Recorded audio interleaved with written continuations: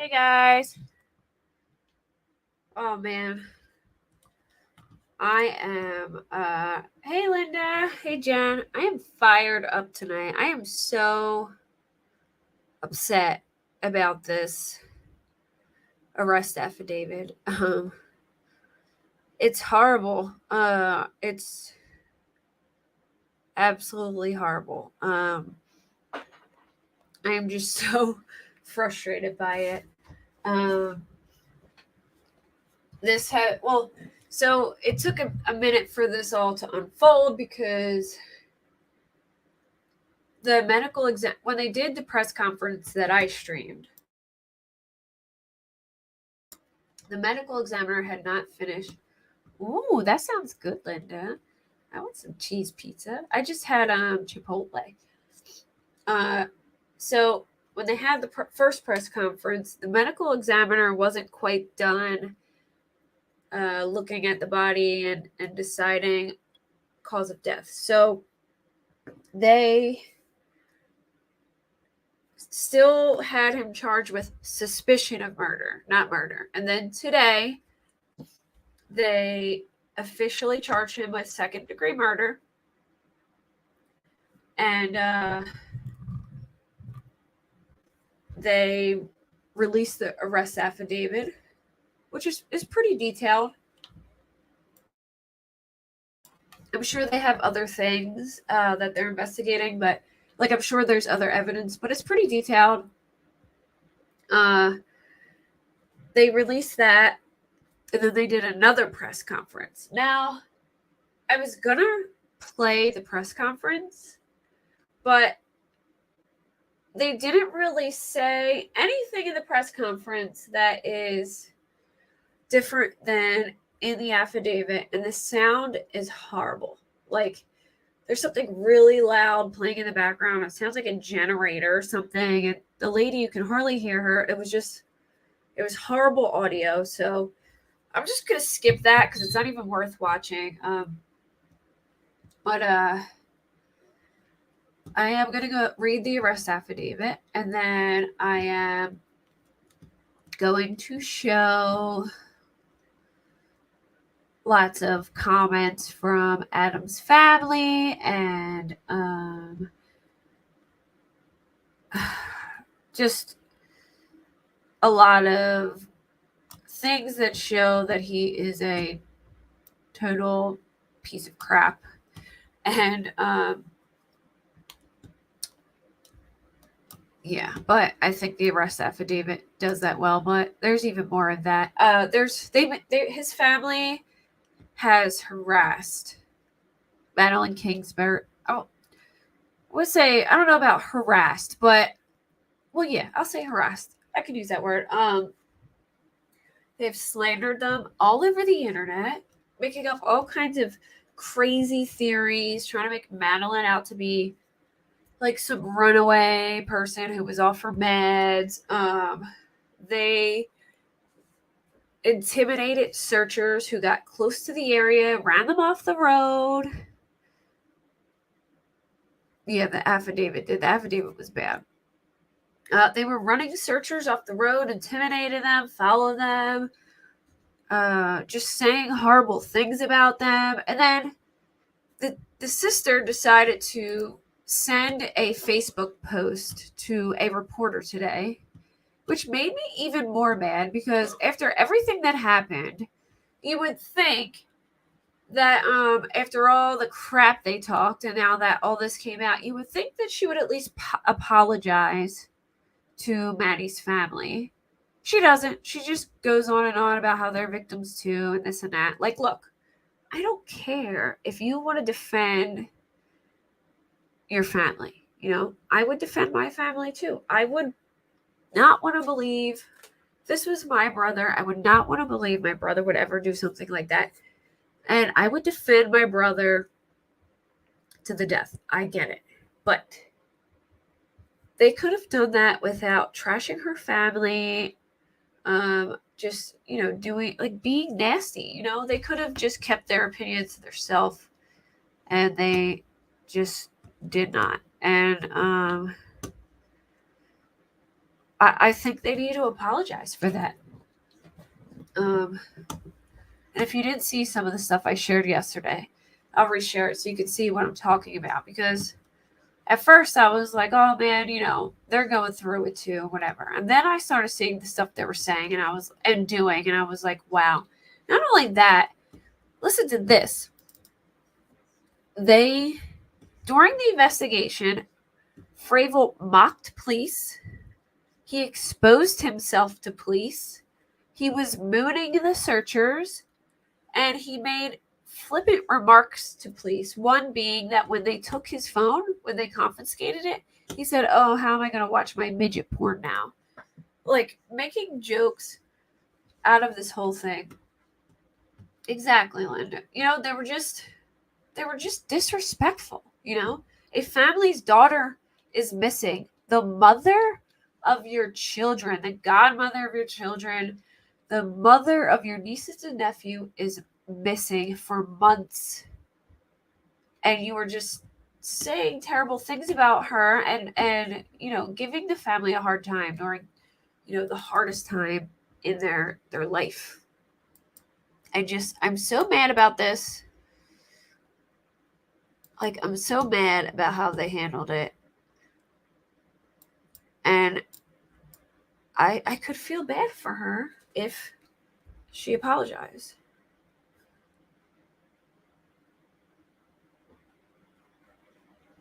All right, let me share my screen.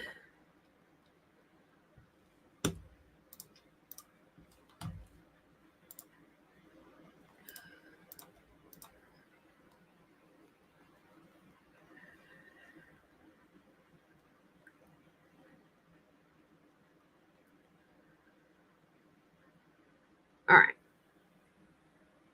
Oh yeah, I've heard that DA is terrible. Hey CW. I've seen a lot of people say that DA, like, you can't really count on that DA very well. But I heard that they did hire a special prosecutor. So I'm wondering if they hired someone else besides her. Because I remember reading that they hired a special prosecutor. Okay, so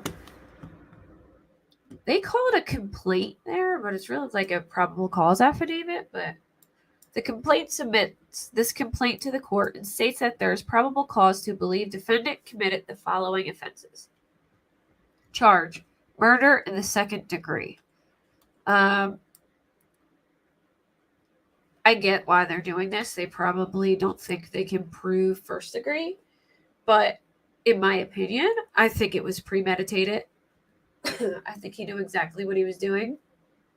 I think he was upset that she had a boyfriend, and I think he thought that he was gonna, he couldn't take it, and I think it was premeditated, absolutely. But they have to prove that. So, all right, so offense date 3/31/2023. Charge description: that on or about March 31st, 2023, in Winona County, Minnesota, Adam Taylor Fravel caused the death of a human being with the intent to effect the death of that person or another, but without premeditation.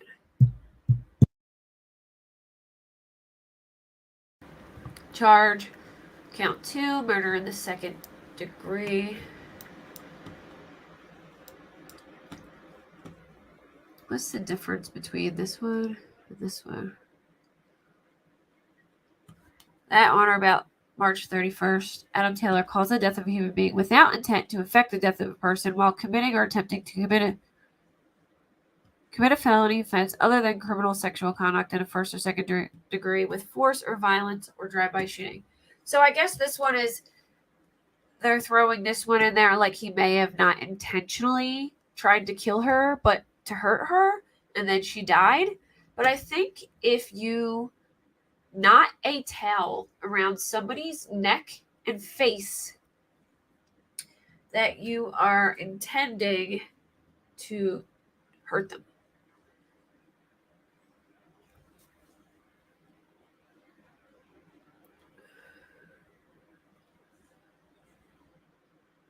1 second.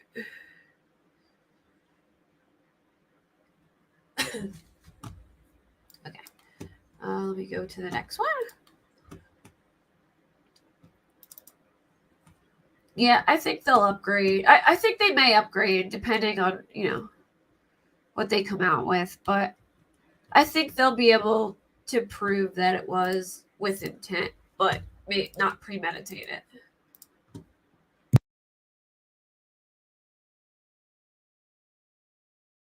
I seen that people were speculating about that, but I don't think that's the case. But I mean, that would explain the second charge for without intent, not real. I don't know, maybe not realizing that. I seen that too, but I think it's because it's like a backup just in case they aren't able to get the other one. All right, statement of probable cause. Hopefully you guys can see this. I don't know how clear it is. On March 31st, 2023, at approximately 8:20 p.m., the Winona Police Department was contacted by a person who identified herself as a friend of Madeline Jane Kingsbury. Does anyone know what friend this was? The friend reported to police. Is that the what's her name?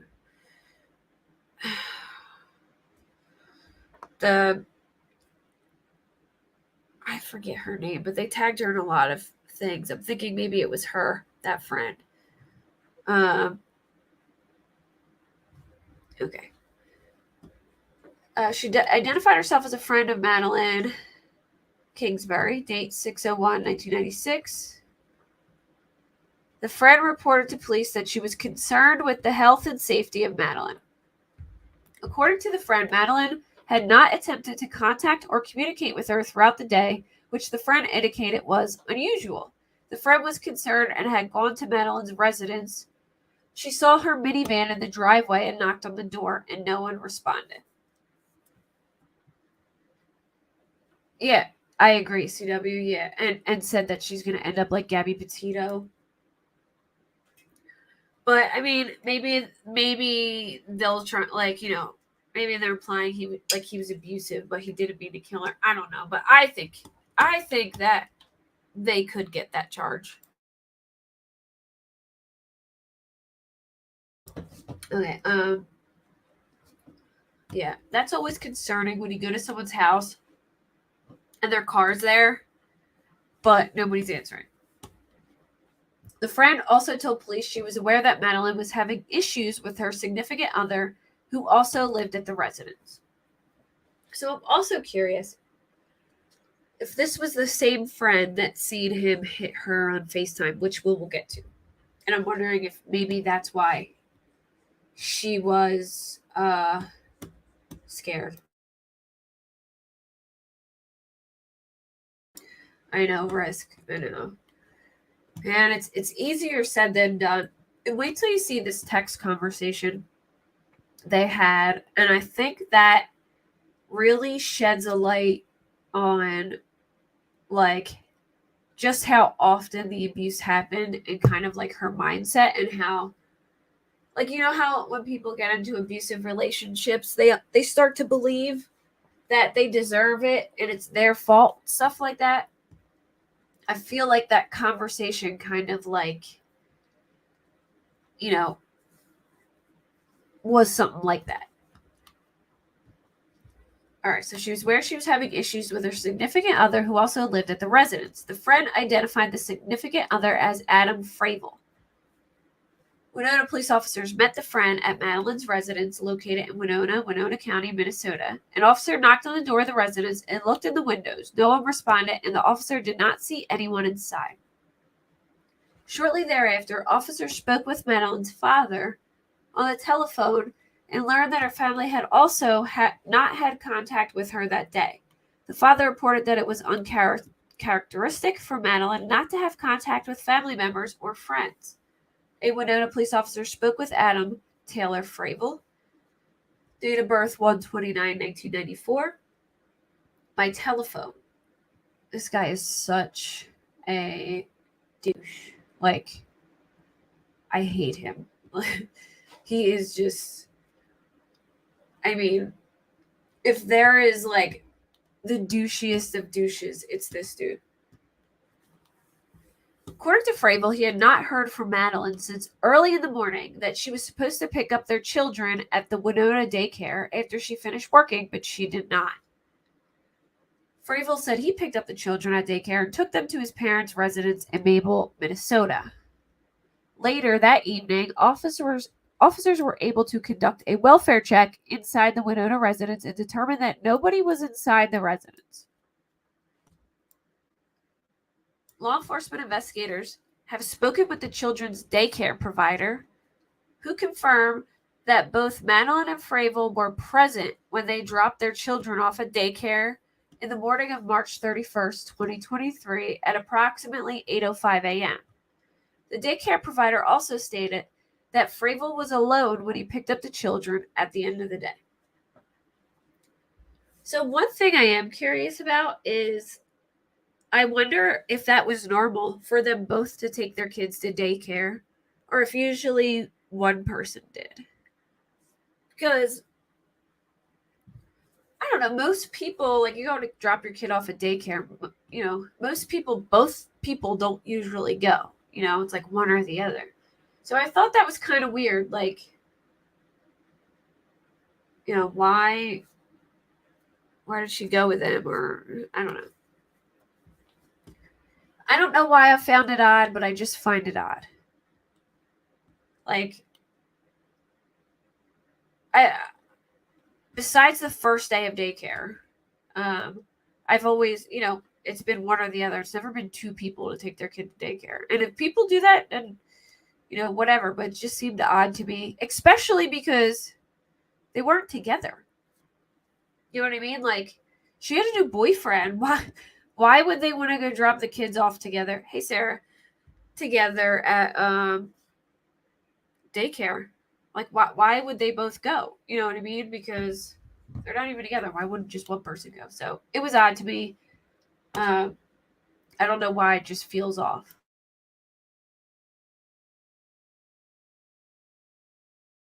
Exactly, CW. Is like, you know, was he like threatening her and like made her go? You know, I don't know, like say bye to your kids or do something like that, because I could see that. You know what I mean? Like, I could see him, like, after reading all the stuff that he was, ugh. All right, so on April 1st, law enforcement investigators obtained a search warrant for the Madeline Fravel residence in Winona. The interior of the residence was cluttered, but there did not appear to be overt signs of struggle. Thinking maybe it was cluttered. Maybe one, because he was in a panic and probably was trying to like pack the car to like add things to the car, so it looked like he was moving things and not just her body. And like, I feel like he maybe put her in something and then packed the car to make it look like he was, you know, bringing furniture, his belongings to his parents. Yeah, he was moving to make it appear as though he was moving. And regardless, they were planning to move, so they were packing stuff up. That's probably why it was cluttered. Or maybe he was just pulling stuff out in a panic when he was, you know, I don't know. During the search, law enforcement officers located what investigators later determined to be Madeline's cell phone, jacket, and purse in the residence. Investigators also located a laptop computer that investigators later determined Madeline used to work from home. Investigators later obtained access to the cell phone databases. It was determined that a text message was sent from the cell phone to Madeline's sister on March 31st, 2023 at 8:15 a.m. Investigators noted that there were no subsequent text message or phone calls sent from Madeline's cell phone.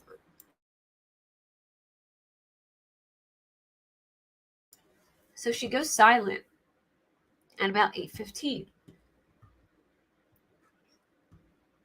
And let me just add, Fravel didn't work. You know, it makes me wonder, like, if they were too young to be in school, Why wasn't he just watching them while she worked? Oh, but he, and then he wants to go file for full custody. Or, she probably didn't even feel comfortable letting him watch them, to be honest. So it's probably why they were at daycare. Law enforcement investigators had follow-up conversations with Adam Fravel on April 1st and April 2nd, 2023. During these conversations, Fravel told investigators that he met Madeline at college in Winona and that they had an on and off again relationship for the past 7 years. Fravel stated that they have 2 children, ages 5 and 2. That's a long time, too. 7 years. And he seemed like he was like a complete, like always a jerk. I mean, I don't know. Maybe there was good times. I don't know. But everything about this man just seems like he's just a nasty person.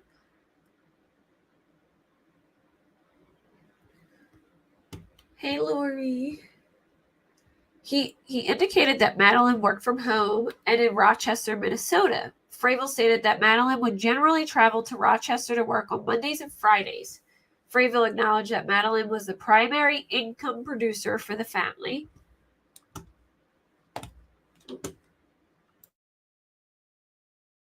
So not only was he abusive, he was a freeloader who didn't even watch the kids. And she would forward him money electronically to pay the family bills. Fravel acknowledged that recently their relationship was not working, so they decided to separate and were in the process of moving out of their Winona residence. Madeline had been looking at different apartments in the area for her and her children to live in. Fravel indicated that about 2 weeks ago, Madeline had told him that she had begun a relationship with another man, but that he did not know how long the relationship had been going on. Fravel stated that on Friday, March 31st, together he and Madeline dropped their children off at daycare around 8 a.m. and they drove home. Once they arrived, Madeline stated that she had an online meeting and afterwards was going to Rochester for work. He indicated he observed Madeline go downstairs to her home office. So, I guess she was supposed to go and work that day, and he takes her car.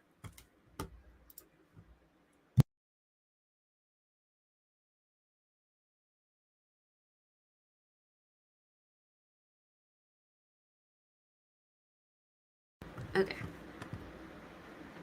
Also, during those conversations, Fravel stated he had planned to do property storage runs most of the day.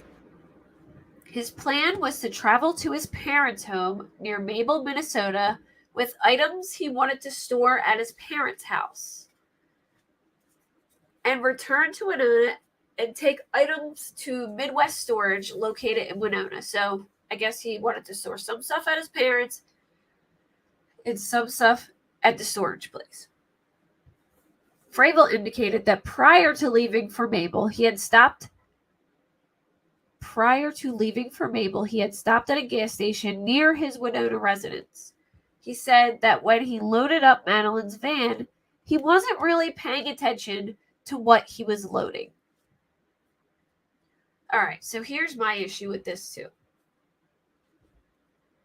If you were taking certain things to your parents and certain things to the storage place, you obviously need to pay attention to what you're packing, because if you have specific things you want to go here and there, you have to pay attention, obviously. So he wasn't paying attention when he was loading the car. He was just putting stuff in there. Well, how does he know where he's supposed to bring that stuff? You know what I mean? Like, that's some crap. The reason why he said he wasn't paying attention, because when they asked him what items that he brought, he couldn't name them because he didn't have items. Fravel believed he left his residence and began driving the van to Mabel at approximately 10:15 a.m. Fravel continued with the following information. He stated that when he got to Choice, now Choice, there's a cemetery called Choice Cemetery, which is like right net here. I'll show you guys. Was Katie K. Okay, thanks, Linda. Katie, I know exactly who you're talking about. I was going to say her last name, but then I'm like, yeah, maybe I should.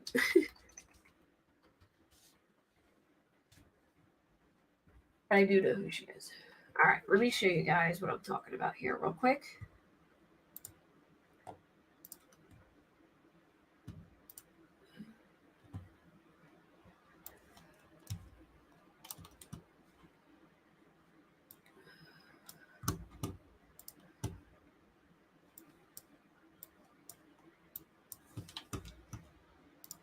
Okay, hold on.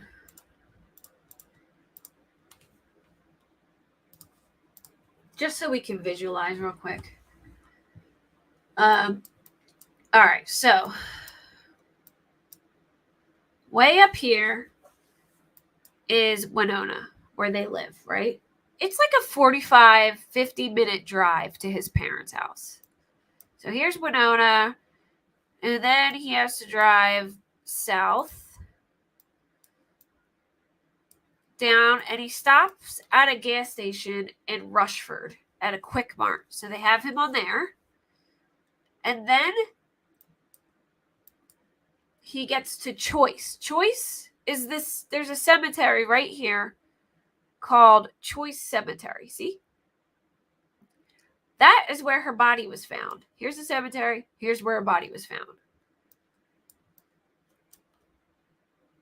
That's where he was seen on camera at County Road 12 and 43. And this is his parents' house. So, as you can see, in my opinion, he put her body there so he could keep a close eye on it to make sure nobody was finding it. And according to police, all right, so he basically hid her body on this gravel public access, like a city public access road. And his family was in charge of maintaining this property. So that also leads me to wonder if his family was in charge of maintaining this property.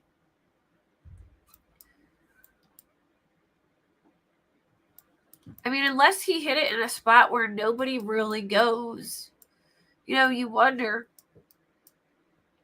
how would they, wouldn't they know? They said her body was found in I forget the word they used, but it's like a little, they said it was by the highway. I'm wondering if it's in here somewhere, where that thing is. I don't know,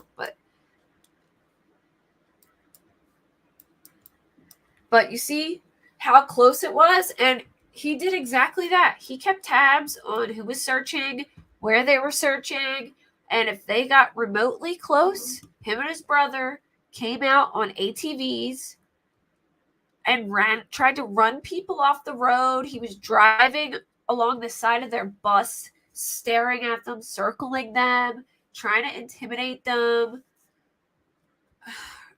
They didn't say like a ravine. They said an alcove or something like that. It was a word that was similar to that.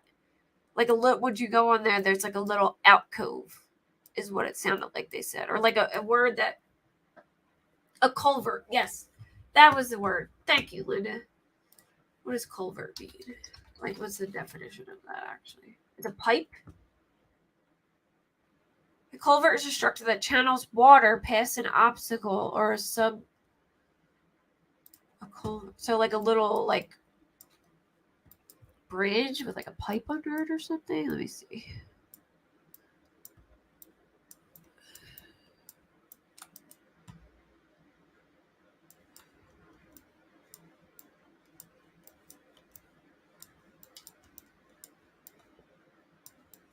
It's a little area that channels water. It would have to be over here because this is the creek. Have to be somewhere over here. Probably around here somewhere. Maybe through there. Let me see. Or right here. It's probably right here where it crosses. the pipe probably goes from this side to that side and this little like road thingy. So I'm thinking over here somewhere. Okay, let's go back. So I just wanted to show you like the proximity of everything. And man, he kept an eye on that body, and anyone who got near it, he tried to scare away and intimidate. And here's the thing. They said, the people were saying they were searching on places where they had permission, public places and places where they had permission to search.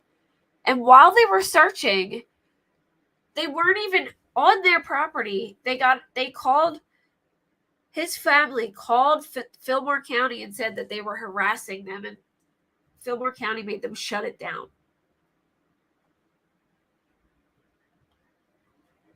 Hey, Nina. So, yeah, I could try and do like a street view type thing. Let me see if it'll work. It's not really. It's technically a road. It's called like. They'll only probably go to right here. They're not going to go on that gravel road. They don't usually. They only really do main roads, but.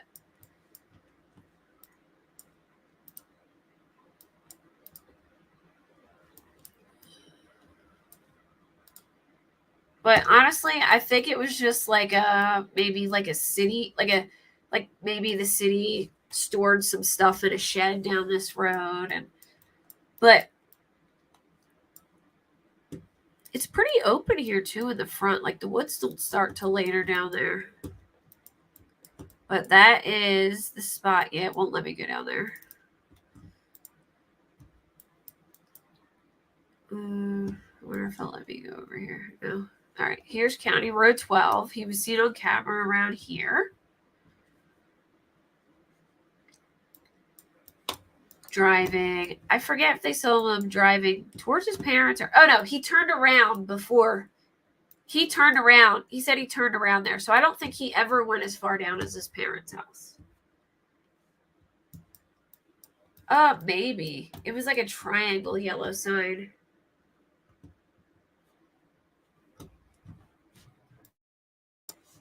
All right. Let me pull up. Let me go back to what we were doing. So I'll just keep that up in case we need it to go back and look. But oh yeah, it was a culvert. So I think right where that second road right there met with the first one out to the left, and you can see how the stream gets like cut off there. Underneath that road was probably a pipe. Like there was probably like a pipe dug out that passed the water through, and it was probably right around there. I knew it was like a weird word, but it reminded me of like some kind like an. I thought it was like alcove, but it reminded me of like that word. All right, so Fravel said that when he got the choice, now that was the cemetery.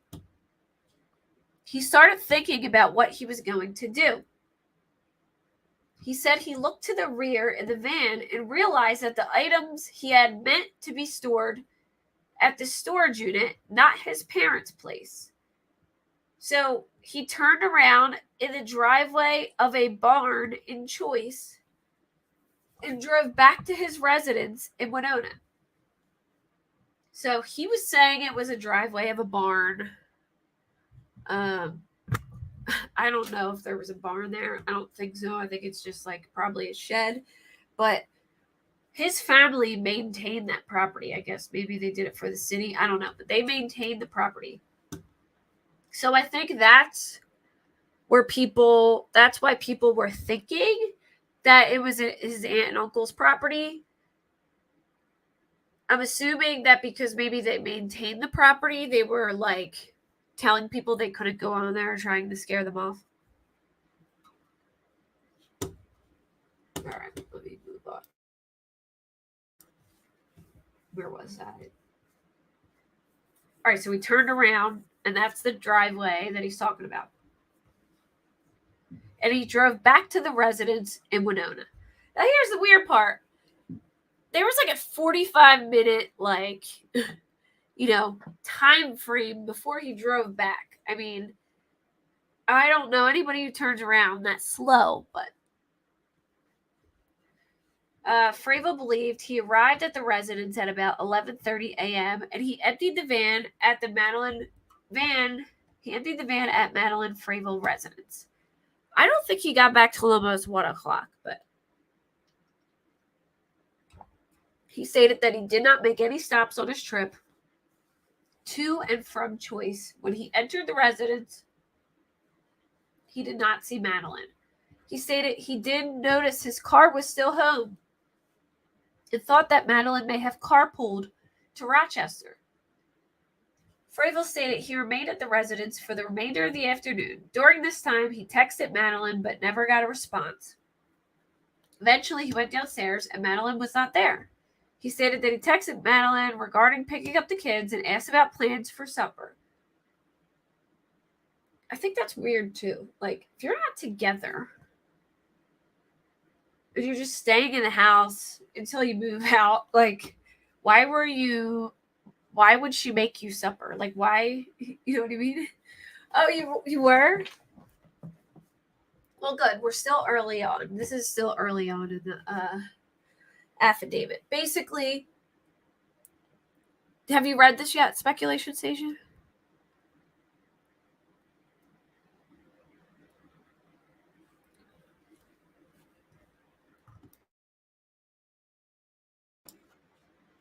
In a nutshell, he said they took the kids to daycare together. She went down to her office, but he took her car because he was going to make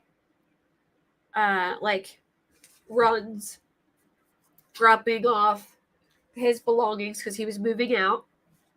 I guess like clothes and furniture and stuff. Some stuff to his parents and some stuff to the storage place that they had. Well, he said that he packed the car and he headed to his parents' house, but then he realized when he was almost at his parents' house that the stuff that he packed was meant to be put in storage, so he turned around and went home. So basically, he drove like 45 minutes all the way up there and then says, oh, I got the wrong stuff. Let me just go back. He never went. You would think he would go to the storage place. If the stuff was supposed to go to the storage place, then go to the storage place. But no, he went straight home. Where he told him he turned around was, he said it was in Choice, which was right where her body was found. And he was there for quite a while, though, but he says he just turned around and went back. But I do think they said like 45 minutes had passed. Yeah, oops, packed the wrong stuff. Ain't nobody like I'm not paying attention at all to what I'm putting in my car, even though, stuff is supposed to be taken to 2 different places. And then I'm going to risk driving 45 minutes and brought the wrong stuff and turn around and come back home and not drop that stuff off at the storage place like it was supposed to go. I smell bullshit. Yeah, he asked about plans for supper. Like, make your own supper, dude. Y'all aren't together. But she did not respond. He decided to pick up the children at daycare and drive them to his parents' residence in Mabel. Also, during their conversations with Fravel, law enforcement disclosed to Fravel a concerned person's report. This is crazy, y'all. That Fravel told Madeline that if she did not listen up, that she would end up like Gabby Petito. Fravel admitted to being infatuated with the Gabby Petito case. Fravel also admitted that he made a statement to Madeline about her ending up like Gabby Petito. Yeah, I barely even make mine supper. And here he's asking her about supper and they ain't even together. Like, get out of here.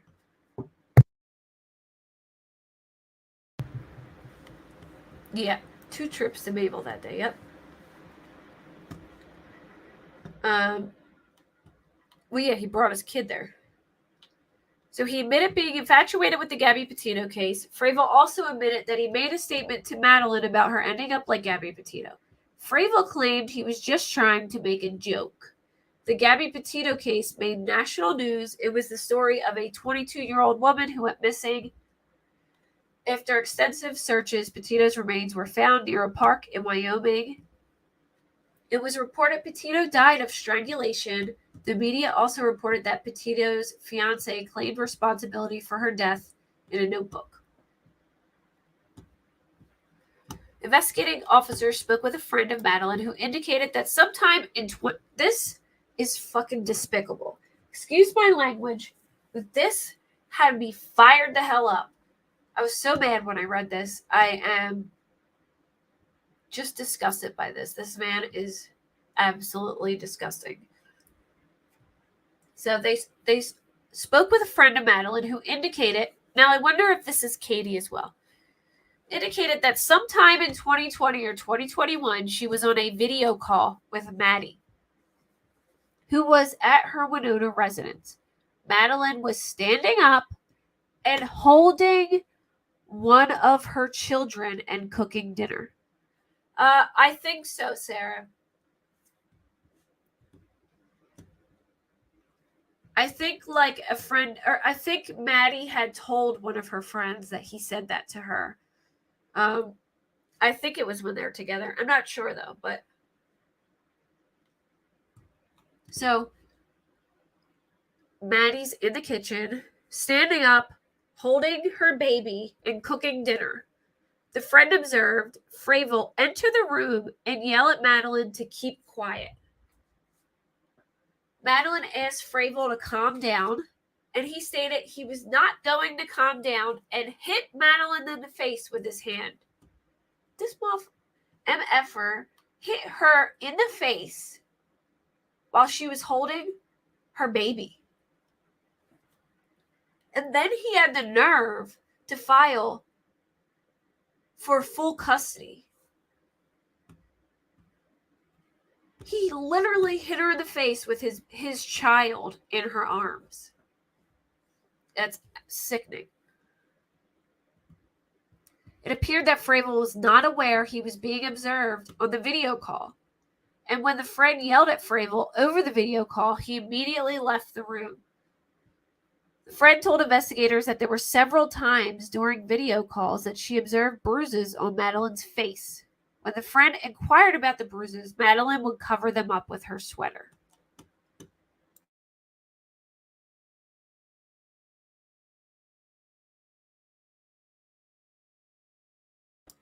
Exactly, Sarah. Like, who the hell says something like that? It's not even a funny joke. So, he obviously does not care about smacking, like, worry about his baby possibly being in his line of fire because she was holding his baby and he hit her in the face. Yeah, well, he didn't know that she was on the video call, or else he probably wouldn't have done it. Investigators spoke with a family member of Madeline's. During that conversation, the family member of Madeline's discussed an earlier incident. The family member said she learned that Fravel put his hands around Madeline's throat. The family member went with another person to go get Madeline. The family member noted that Madeline had a red mark on the side of her neck that day. Pursuant to search warrants, investigating officers conducted forensic extractions on 2 Apple phones believed to belong to Madeline. A review of the forensic extractions of these 2 phones revealed that Madeline and Fravel, dating back numerous years, one screenshot taken on September 21st, 2021, contained the following iMessage conversation between Madeline and Fravel. Wait till you see this, guys. He's a friggin' dick. He's a total... Like I said, he's the douche of all. Like he's sick. All right, so Maddie says, "You know I'm not really okay with or over the fact that you put your hand around my neck and pushed me down in front of the kids earlier. So don't." Hold on, let me pull up the next one. So again, he hits her in front of the children. Hey, Eddie.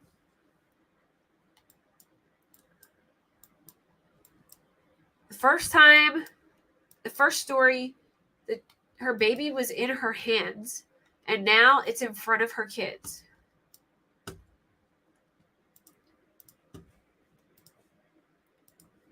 All right. Then Maddie says, not okay with it at all, but especially with them there. And you know what he responds? You'll adjust. And then Maddie says, the F I will. And then she says, you don't do that. Now, this is what what bothers me. It's like, obviously this happened so much that she probably like blamed herself or thought she deserved it, or just it was like expected. Because look at this response. Instead of saying, don't you ever touch me again, she says, you do that again without asking me, and you can go somewhere else. So it's like, I know you're going to hit me again, but make sure you ask me.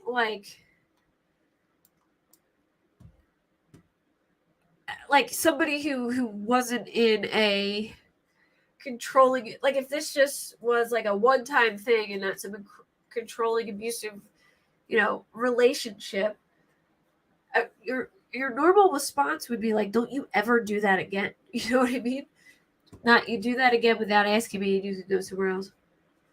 Hey, Trey. I know. What's up?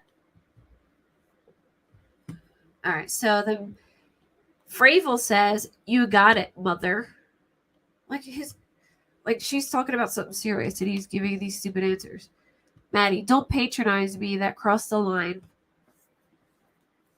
Fravel, then mind. And then she said, stop. And she saved a bunch of screenshots like that to, I guess document stuff like that. Law enforcement investigators were able to obtain videos from security cameras and motion detection video devices at multiple residences and businesses located in the Winona neighborhood where Madeline Kingsbury and Adam Fravel resided. And along the route Fravel stated he took towards his parents' residence the morning of March 31st, 2023. The videos reveal the following events from March 31st, 2023. Right? Now, this is interesting what he did. At 9:44 a.m., Madeline's van is observed in the driveway of the residence in Winona. A person in a light-colored coat is observed walking up to the front of the van, bends over, and appears to remove the front license plate on the van. So what? They were probably home like an hour and 15 minutes at this point, so something happened in that time frame.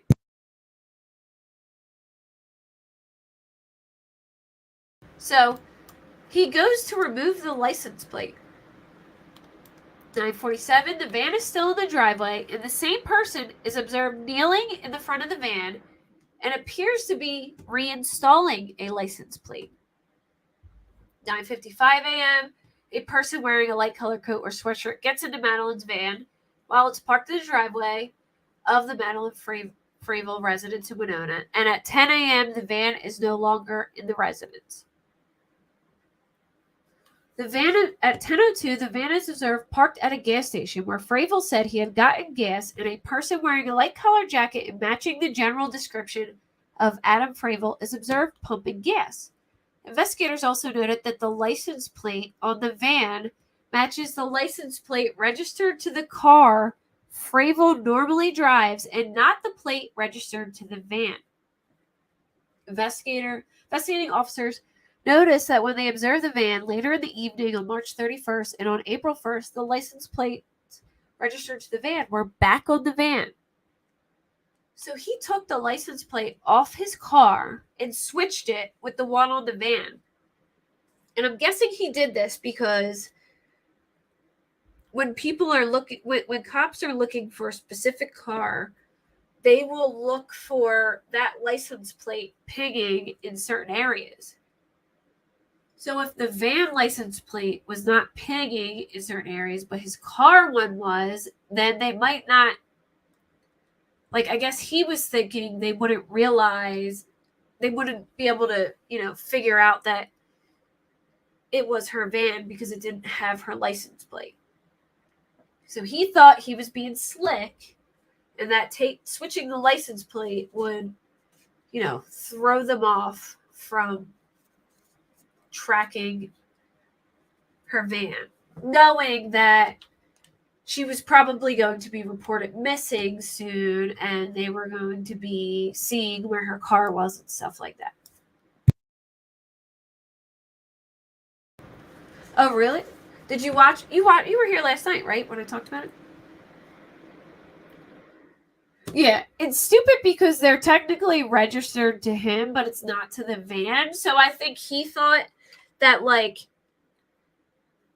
they would be looking for the van, and when it goes to the license plate readers, that it would read as like his car, and they'd be looking for her car, so they wouldn't, find it. But it really made no sense because, like, regardless, they're still registered to him, so it was kind of stupid on his part.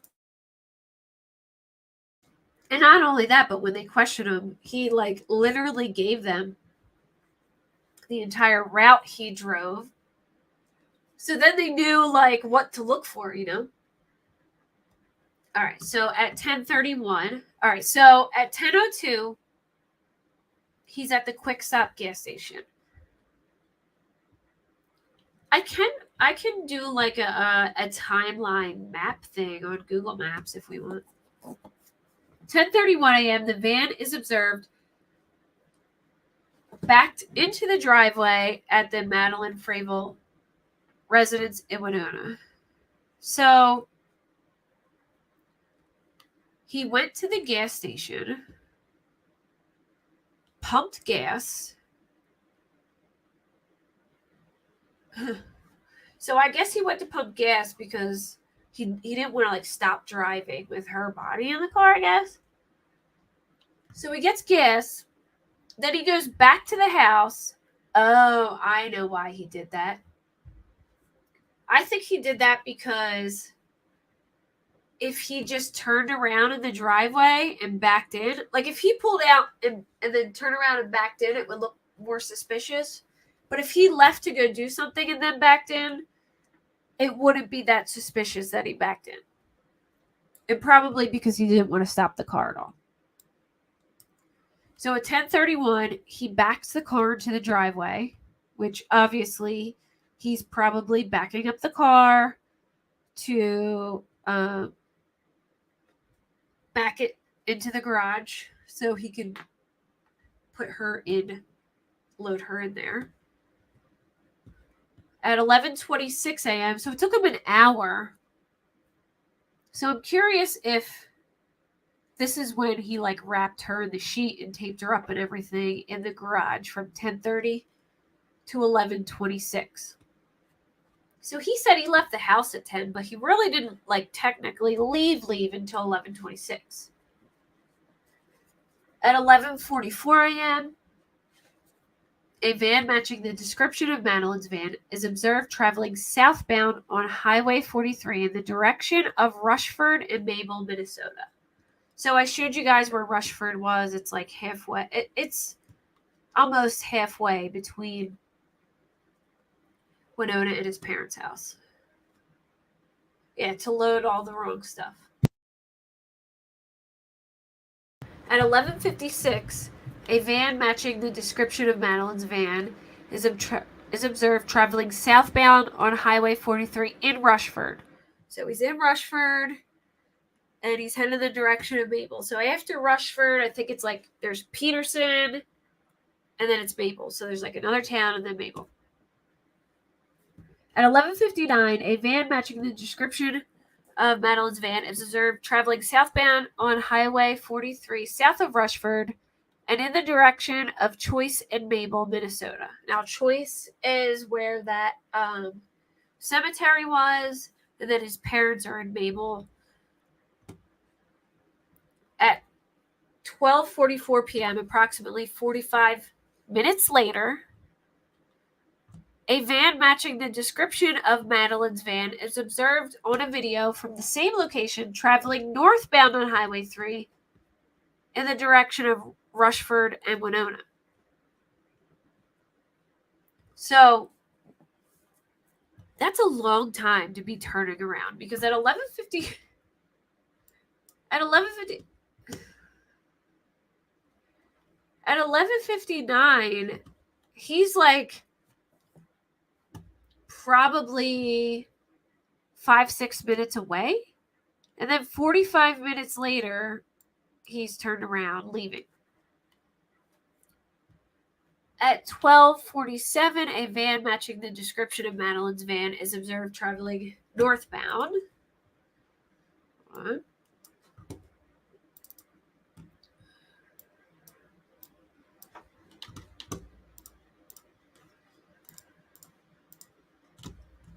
Hey, Greg. Yes, I do too, Greg. I think they did a really good job. I think they did it fast. I've seen a lot of people saying, oh, it took so long, this couldn't happen sooner.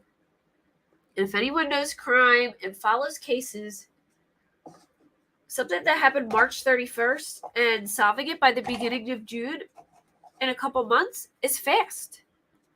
I mean, it takes a long time to get all that stuff back. Phone records, to get search warrants, to write up affidavits, to write up warrants. I mean, I think they did this hella fast and hella thorough, and they did an excellent job.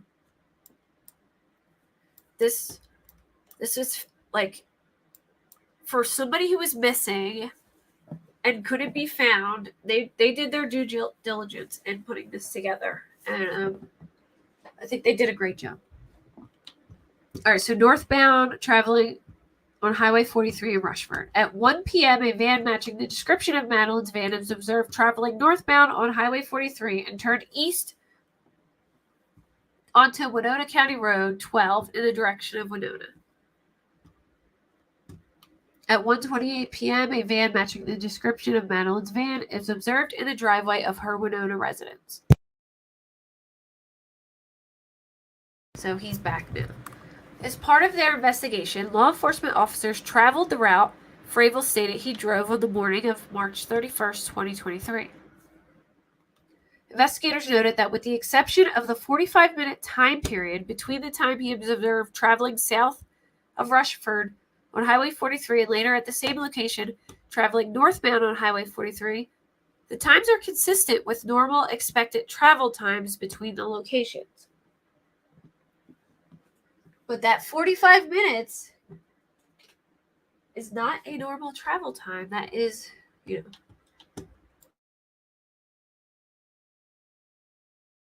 Yeah, not only that, but you have to gather enough evidence just to get search warrants. Then once you get the search warrant, you got to collect all the stuff, collect all the phone records, get all the data. They got to get the car. They got to investigate the car. They got to get search warrants on all the houses, DNA, everything. The stuff takes such a long time to do all that, and they did it pretty quick. All right, so that there's a 45 minutes, I would say more like 40 minutes where he was doing something, and he wasn't just turning around, because it does not take 40 minutes to turn around. On June 7th, a deputy with the Fillmore County Sheriff's Office was searching a rural area in Fillmore County next to a public gravel road approximately 1 mile from the highway between Choice and Mabel, Minnesota. Investigating officers learned that this property had been routinely maintained by one or more Fravel family members. This property was also near the residence of the Fravel parents. While searching the property, the deputy located human remains in a culvert adjoining the gravel road. So, again, let me show you guys where I believe it is, because you can see where the water A culvert, if people don't know, which I had to look it up, is a pipe. Like, say there's a road and they build a road and there's a stream under it. They'll put like a big pipe under the road to connect the stream to be able to go through. So her body's found. This is the road where he was. So if you see, this is where the culvert would be. If you follow the water, here's the stream, blah, blah, blah. It's coming up here. And then this cuts the stream off. And you can see like the rocks right here. You can tell from this angle, at least, you see, that it connects. See how the water goes under right here? So there had to be, like, in my opinion, the culvert right here underneath this with a pipe here and a pipe there, because I don't see any other areas where the water would go like under. It goes that way. You know what I mean? That's the only spot where a road intersects it or where they would need a pipe to go through. So I guess he put her body in the culvert, like in this pipe under here. I don't know, man. Like, if their family maintained this property and your son's accused of, people are saying they believe he murdered her, and the police give areas of where he might have been. Like, if I were the family, I would go over there and like be like checking shit out. I'd be curious. Like, even if it was my brother, I would go over there and look because I'm curious. You know what I mean? Like, did he do something? Would he put something there? I would, even though I would defend my brother, believe my brother, and, all the way, there would still be that piece of me. It's like, I need to go look. You know what I mean? Oh, wait. I did this one already. Shoot. Hold on.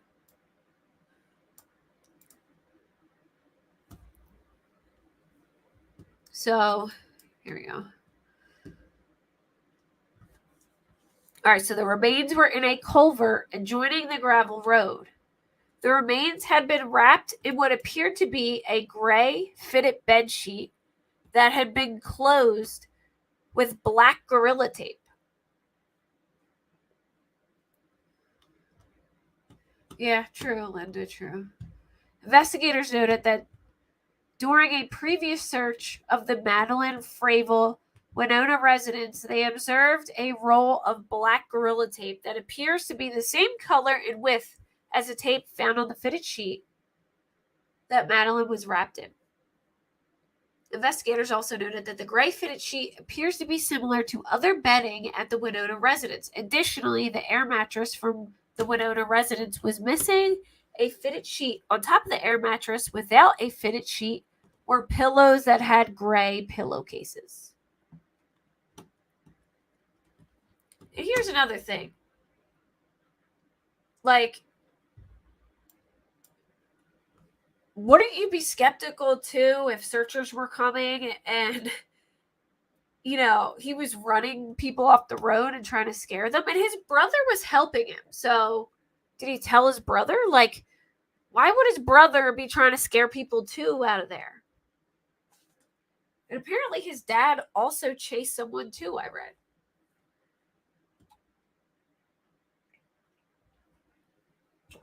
The father chased some of the searchers too. The human remains were transferred to the Southern Minnesota Regional Medical Examiner's Office in Rochester, Minnesota. The medical examiner's office identified the human remains as Madeline Jane Kingsbury from dental records and tattoos. The medical examiner noted that a knotted towel had been wrapped around Madeline's head and neck. I don't understand how. Like, I know they're charging for intentional killing and unintentional, but if you got a towel and wrapped it around her face and neck and tied it. I mean, that sounds like intentional to me. You know what I mean? Like you were trying to strangle her or suffocate her. The medical examiner's office performed an autopsy. A preliminary autopsy report determined the manner and cause of death as homicide and homicidal violence.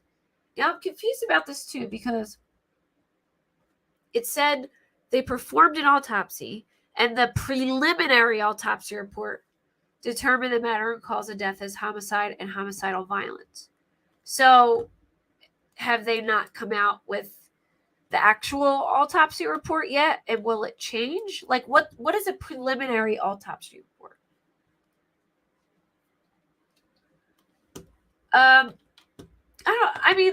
would definitely have to ask my brother, but I couldn't ever see my brother ever doing something like that. So I would just not believe it like they did. But I would never go around talking crap about my kids' mom's family and slandering them online and treating it like it's like some joke.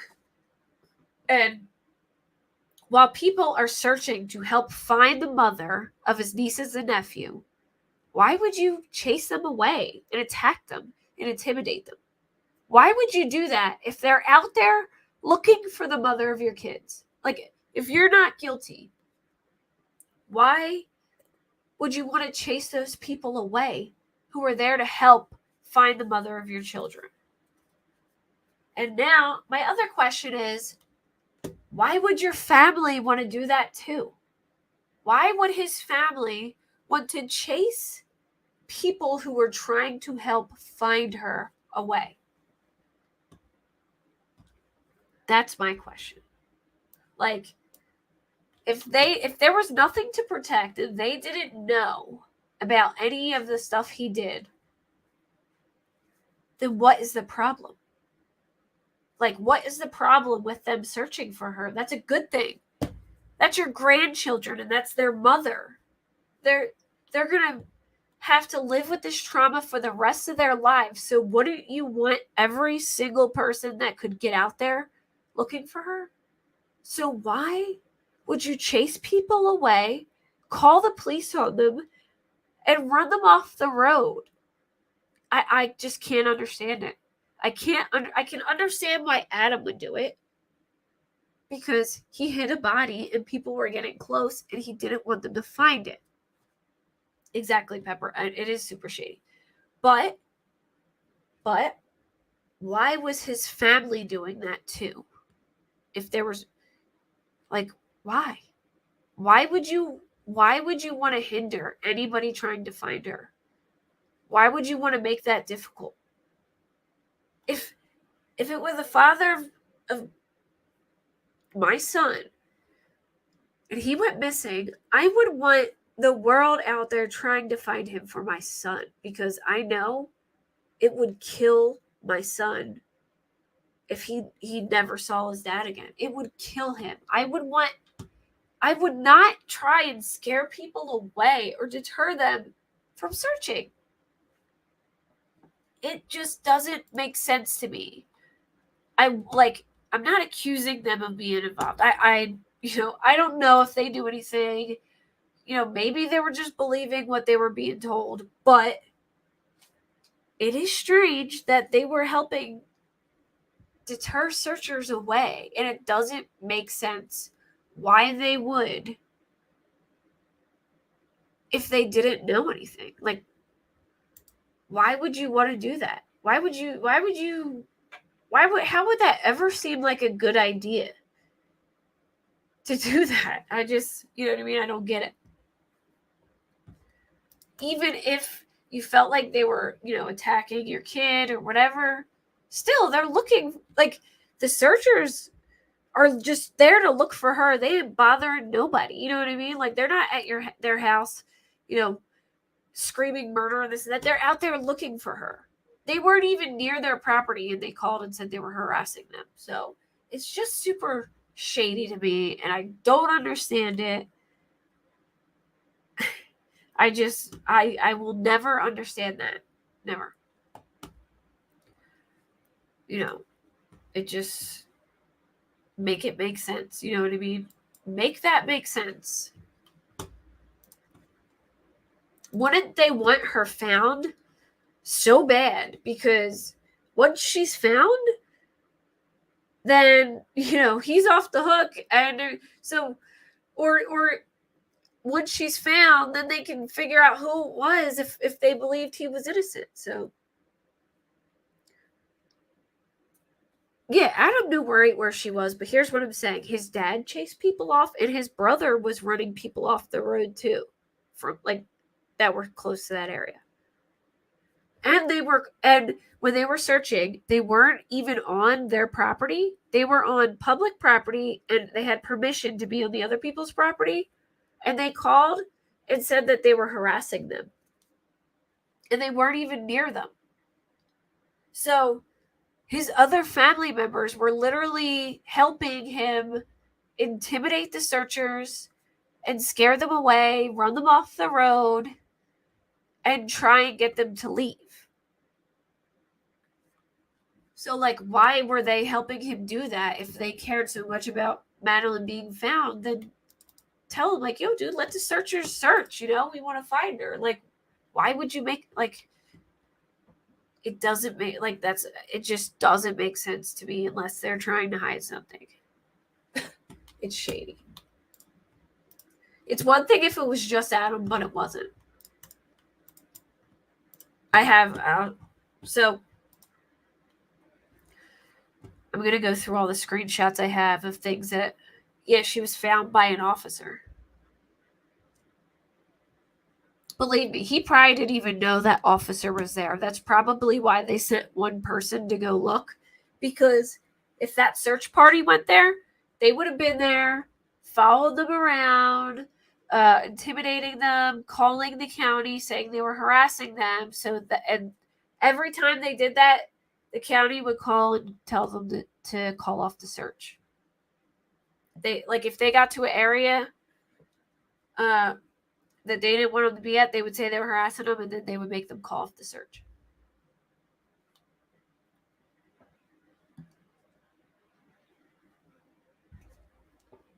So I feel like at that point, a single officer went out there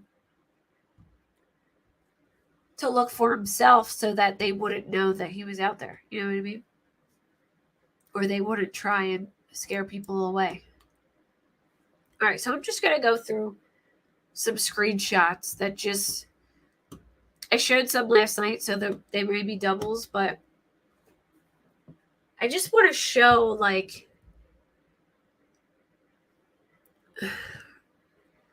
let me just say again, I'm not accusing his family of, knowing anything, but I'm just saying that in my mind, I don't understand why they wouldn't want searchers out there looking for her, especially because it's their grandchildren and niece and nephew. So I'm gonna go through the screenshots, and normally I wouldn't even say anything about the person being accused of the crime's family, because I normally feel terrible for them as well, because that has to be a really difficult thing to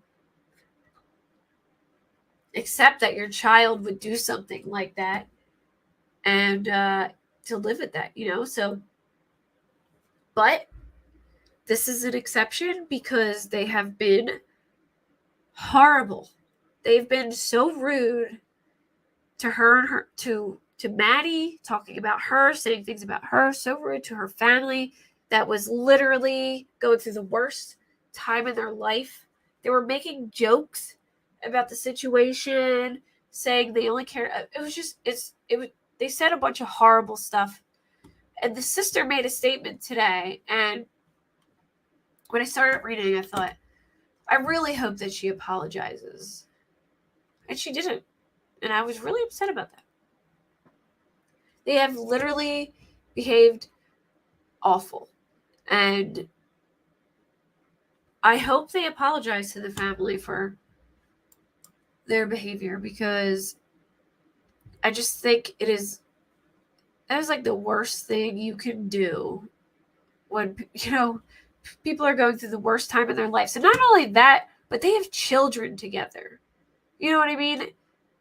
And your grandkids and nieces and nephews, mother is missing. And your kids are going through this traumatic time. And here you are saying all kinds of stuff online. It's bad. So anyway, these are people just talking about how they're kind of out of order too. I apologize. I should have kind of like put them in order, but this is a screenshot of them talking about things that the family was doing while they were searching and stuff to like bother them, while they were trying to find her. So Adam, and I don't know if it was just Adam. I don't know if it was his brother too, but Adam was mooning people. So the mother of his children is missing, and people are out searching for her. And he's dropping his pants and showing them his butt. Like, grow up, dude. You know what I mean?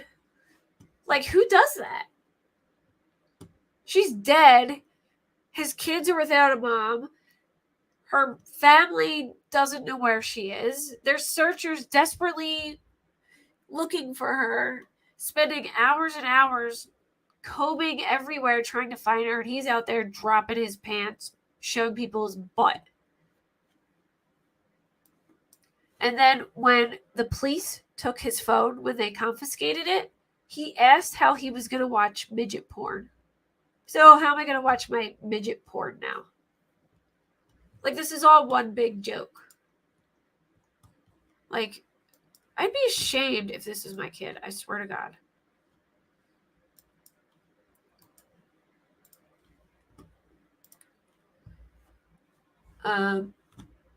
This is just explaining that they were never married, so he never had any legal claim to his children. You have to be like married in Minnesota. Because they weren't married, he didn't have any legal rights to his children, and they had already established a pattern of abuse. So CPS showed up to his house to get the kids. He was outside and he grabbed, an ass showing his ass. Exactly, Greg. He grabbed his kid, put him in the house, and shut the door and locked it. And then he wouldn't let them come in, and he was screaming explicit things at them. Just being like terrible. And then finally he gave them to CPS. So this is an article where her Madeline's sister did like an interview on Long Crime, and it says she wouldn't have just left. And then Richard, Adam's dad, comment, what would you really think? All right, so now this, for context, this guy who was in one of the groups, I think he's local as well, messaged Ryan Fravel to just like ask some questions, try and find some info so they can find search areas, see if they could give them any information to help find her. So Ryan, Adam's brother, says, we believe she may have wandered off. Coincidentally, she stopped taking meds, parentheses, bipolar. Earlier that week, she went missing. We believe she is alive, and we want to find her. And then the guy says, head it down today and tomorrow. Maybe search by Lake Winona or Lake Goodview. Or do you have a spot you think would be good to search that hasn't been searched? He says, Gilmar Valley, Bowles Lake, and Prairie Island are hot search areas. Weirdly, we did find an item of interest. On Prairie Island, we found a clean white man's sock right along the marsh. Very odd, but very open for scenarios. Like, what? What? I'm confused about this. Like, anybody could have dropped a sock there. How is a sock odd? How does a sock have anything to do? You know what I mean? Somebody could have been walking and had a bag and a sock fell out of their bag. Like, it's an item of interest. This clean white man's sock was on the side. I mean, maybe, some homeless person went to the laundromat and cleaned his socks and then had them in a bag and dropped one. Like, I don't know, but I just want to see where Bowles Lake real quick is. Prairie Island. What in the heck? Oh, wait, hold on.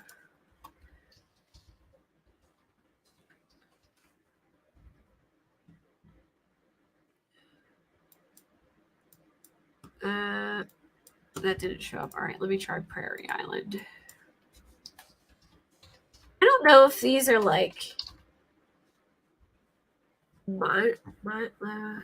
oh. Prairie Island's far. Like, it's not even near there.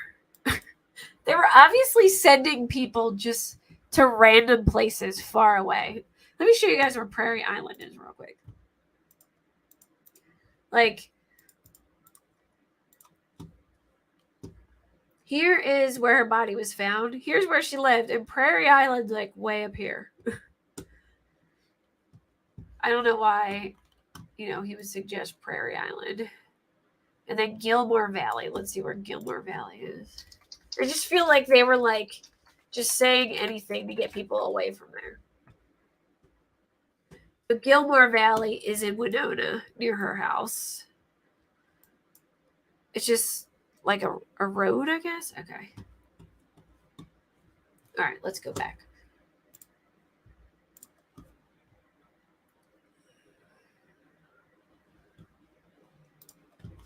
Yeah, but at least, like, look, I'm not sticking up for Brian Luntry's parents or anything because, they should have helped in some way, but at least they didn't go online and talk a bunch of shit about Gabby Petito. You know what I mean? Like, I would rather somebody stay silent because that's their right. You know what I mean? To stay silent and not to incriminate anyone. And that's their right. And they weren't intentionally hurting anybody. You know what I mean? Like, that's the difference here. These people were just intentionally hurting people, being mean, trying to scare the searchers and intimidate them. Brian Laundrie's parents just kind of got quiet and didn't say anything because I guess, which they had the right to do, but it didn't mean it was ethical. You know what I'm saying? I feel like they were like way worse because, the way that they acted, I don't know. All right, so someone said, I had a feeling about this. He should be who they are talking to. And then his dad, Richard, says, like, they haven't been. You people have no idea. Drama. And then someone said, TikTok. Exactly, TikTok. Oh, hold on. Wait, I got to get the first one. All right, so this is the first one. Sorry, they're out of order, so I'm trying to put them in order. This is Teresa, his sister. And she says, we love those kids. I can't wait for the truth to unfold. I was there when this happened. I'm thinking this is in reference to the CPS thing. The social services lady had the conversation with me about their belongings. No such conversation was spoken to my brother about that. So I think there was something that happened where, like, when he took the kids, like, he didn't even grab their stuff. Like, he just left. Or when CPS came and got them, he wouldn't give them their belongings. So I think it's like either one of those things. I remember reading it, but I don't remember. I think it was he wouldn't give the CPS their belongings or something like that. So I guess the social services lady had a conversation with Teresa to have, like, to get their belongings or something from the house, or maybe, and then she didn't say anything for him to do it, and he didn't get their belongings, so they had no belongings. But you would think, as a dad, you're like, you would just get your kids belongings because they're your kids, you know.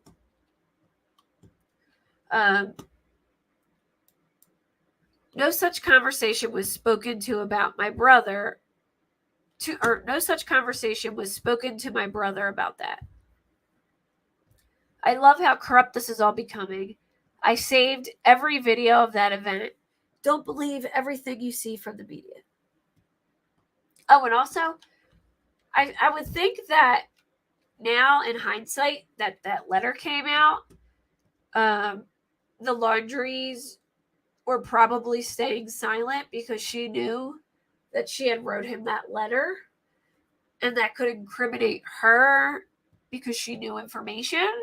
So now it's like, oh, that makes sense why, you know, they stayed quiet, because she probably knew. I mean, based on that letter. But again, they didn't really the Laundries did some terrible things, as in, like, aiding and abetting their son. But these people aided and abetted their son and then went all over the internet and talked shit and rubbed it all in their faces and made a big joke of all this. Okay, so then this girl says, I never stated there wasn't love for the kids. I know Adam personally, and I know he loves them, but his actions are disgraceful.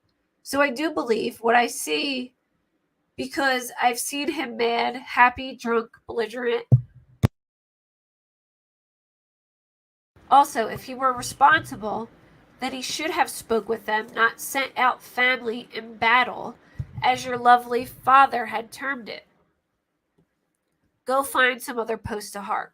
So I guess instead of coming outside, he sent his family outside to, you know, to, I guess, protect him from CPS coming and taking the kids. I don't know.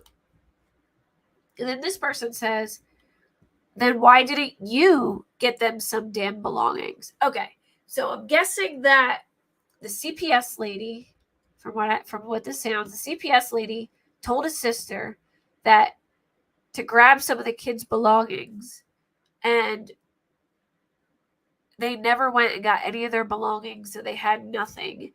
And she's saying that they didn't say it to Adam, that they told it to her. But if they told it to you, then why wouldn't you go get it? We all can't wait for the truth to unfold. Keep commenting on Facebook posts your whole family are making fool of themselves and make him look worse. Oh, hold on.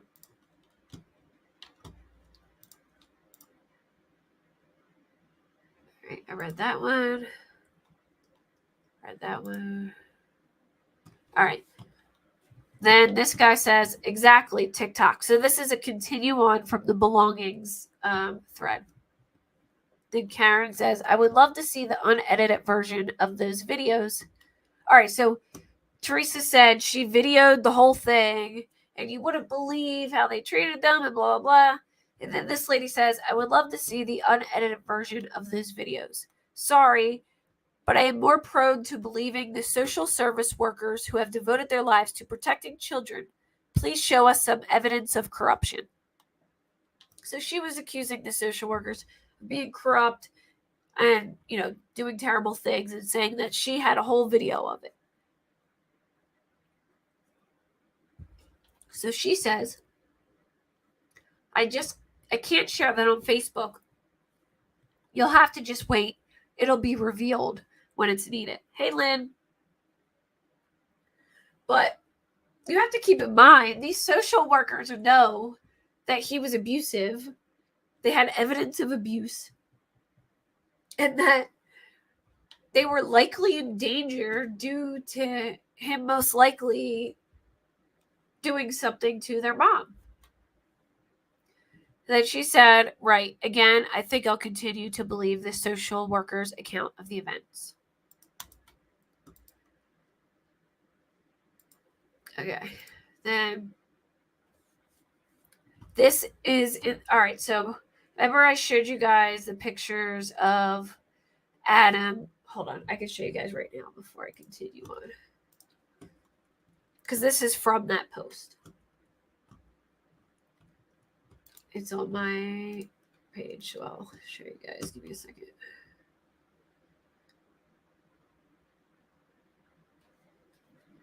So,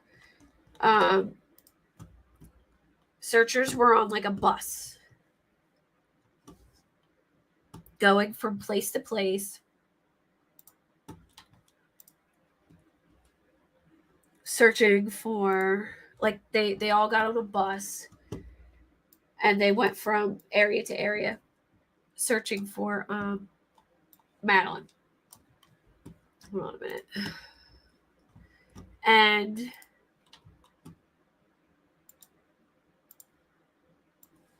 while they're on this bus, they get relatively close. She says they get close to where the body was located. Turn it. Hold on. I got too many windows open.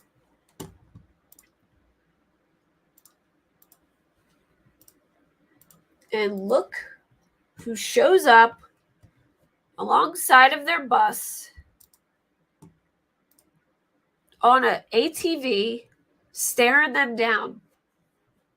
They said he rode next to them, circled them, stared at them, trying to like intimidate them and keep them away from here.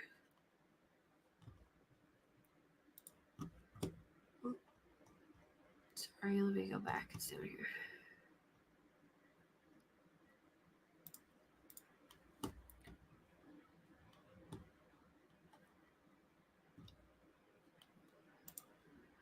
So they said it has been shared with authorities.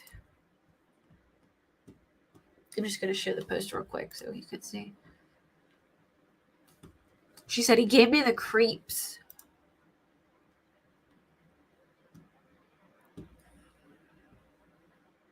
She said they were close, but I don't think she says exactly where they were. It was on April 23rd. And then this lady says, I know the feeling. His brother tried to run my truck off the road when we were searching with a UTV GAR. And there was another incident, but it's not mine to share.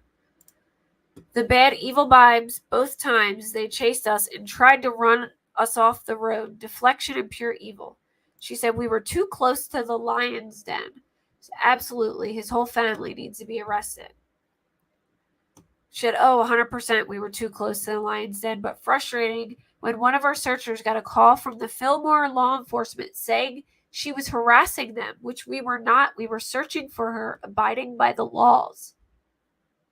So they were lying to get them. So they were close. He knew they were close. So he called Fillmore County and said, they're harassing us. And Fillmore called them and said, hey, man, you got to shut down the search. They weren't even bothering them. But he knew they were getting close, so he stopped it. She said, good luck. Someone said this place needs to be searched. She said, good luck. Fillmore County called one of our searchers and told us not to harass him, even though we were just searching properties. We had permission and being on public roads. Was she found near the area he chased you? Yes.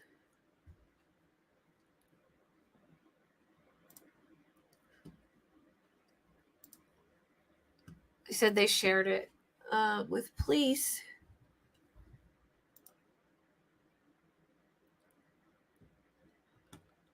This is on the day it happened. She posted, "It's been a crazy day. I was going to ask for prayers when we went on an organized search for Madeline. There was no cell service, so that didn't happen. No luck. We went searching other roads in the area and ended up being stalked by the suspicious boyfriend. He followed us, circled our van multiple times, rode up alongside of us, staring at us. He rode behind us, pulling alongside of us to stare at us. I took videos and sent them to the police, so scared."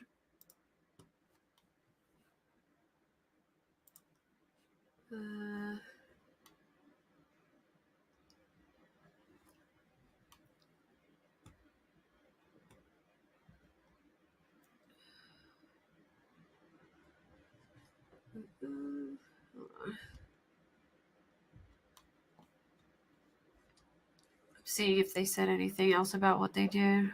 It's crazy to me that they had the audacity to go do that, I'm surprised too, Linda. I'm surprised that it didn't, they didn't. I wonder if that's how the cop kind of zeroed in on that particular spot when he got there.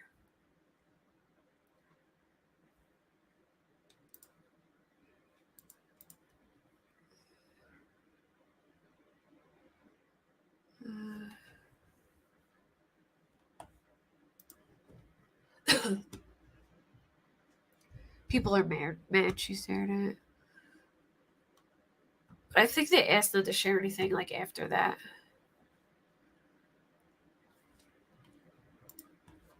The odd thing is, why would he stand up on the ATV? Assume that's what he's riding, and not sitting down some distance so road debris didn't get in his eyes. Also, why would he be in the front? Where's he at now? Standing up on 2 feet is not going to help. Trust me, I've ride for 42 years and instructed.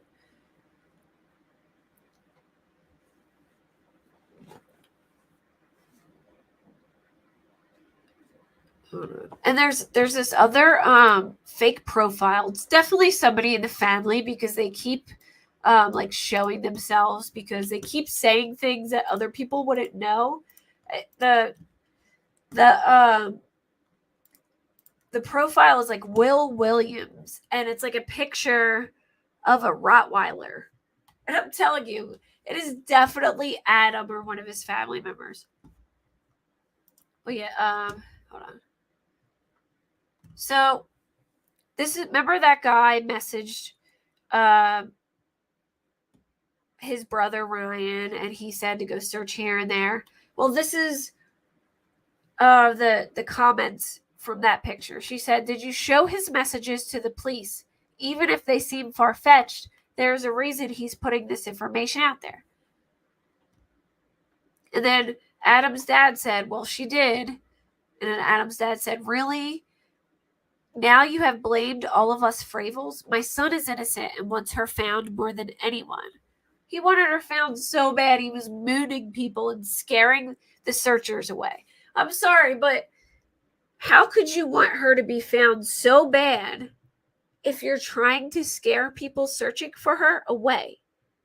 If you want her to be found, you would want every single solitary body outside searching for her, not scaring them away. Yeah, to intimidate people by making eye contact. But it doesn't make sense. My son wants her found more than anybody. If he wants her found more than anybody, then why are you trying to scare away people who are trying to help? They're trying to help find her. They're searching in the woods, in the brush. I mean, obviously he did it because he's guilty, but he's innocent until proven guilty, but it's alleged that he killed her. And I think it's pretty obvious that he did. And I don't like to be that person to jump to that conclusion, but regardless, he's a freaking piece of shit because he beat her anyway, so I don't care. You know what I mean? Normally I'd be like, oh, they're innocent until proven guilty, but no, this guy, he's a total douche who hit his wife and had even hit her while she had his own baby in her arms and pushed her to the ground in front of her kids So, I'm not going to try and be fair for him because I hate woman beaters. And I especially hate woman beaters who have no problem doing it in front of children or while children are in your arms. He's caused these kids an obvious lifetime of trauma. He's disgusting, exactly. But yeah, my son is innocent and wants her found more than everyone. If he wanted her found more than everyone, he would be out there searching for her with the rest of them and not trying to scare them off. Okay, so these are more messages between that guy and Adam's brother. So his brother says, coincidentally, a young Winona man attempted suicide the same day Maddie went missing. He passed away a couple days afterwards in the hospital. And then the guy said, that is massive info. I had no idea. Thanks for sharing. Any other facts you could share? And then he says, Maddie's boyfriend has had very little interrogation. His name is Spencer. Maddie announced to us family members the week before that she was officially dating Spencer. There are lots of scenarios that could have happened. We desperately need to find clues to lead us in the direction. Currently, we are searching downriver near La Crosse. I think that says La Crosse areas. Yeah, I hope he gets his ass whooped in prison every day, literally. So then, it takes a real coward to beat up on a woman who's much smaller than him.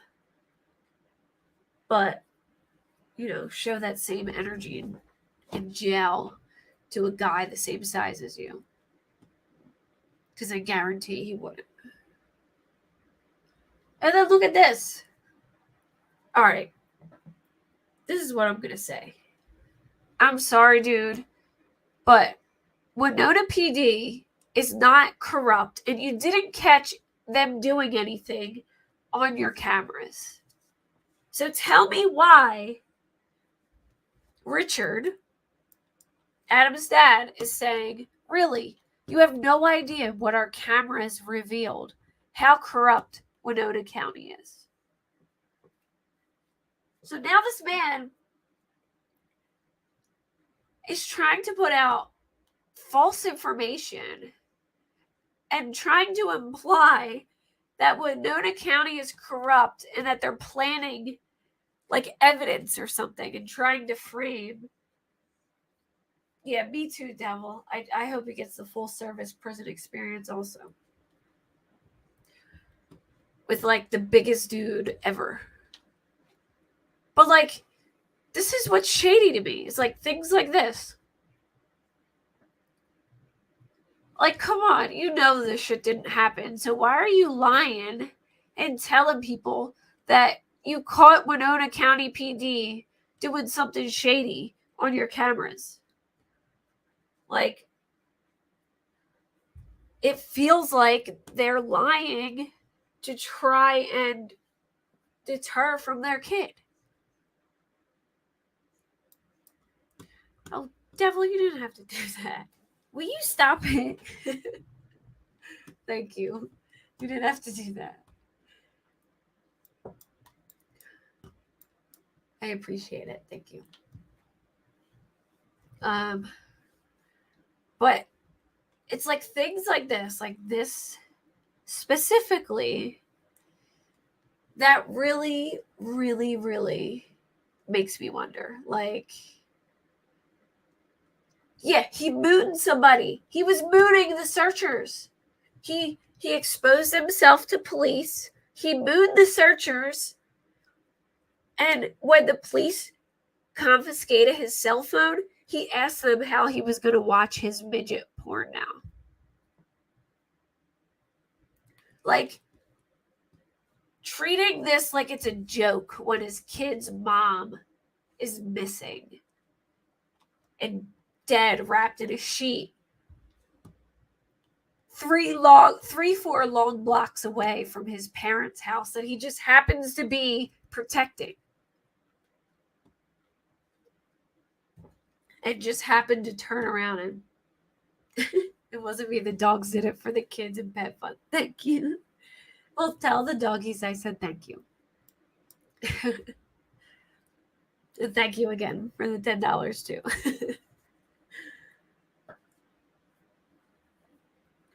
I need some new pictures of the dogs. Gosh, every time I talk for a long time, my voice starts to go. Okay. Yeah, he mooned. He exposed himself to the police, mocked the searchers, mooned the searchers. Like this is all some big joke while his kids are missing their mother. Like,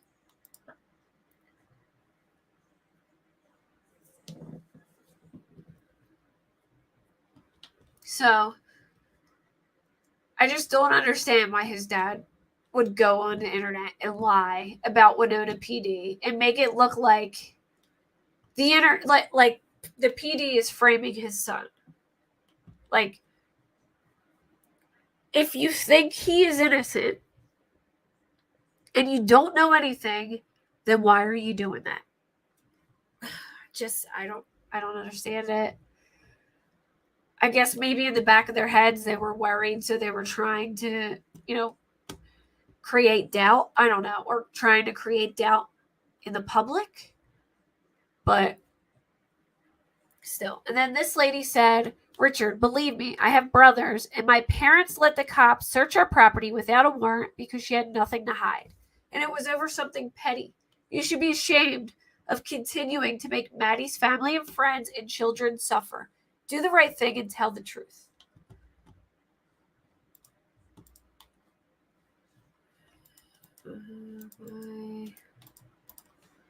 There we go.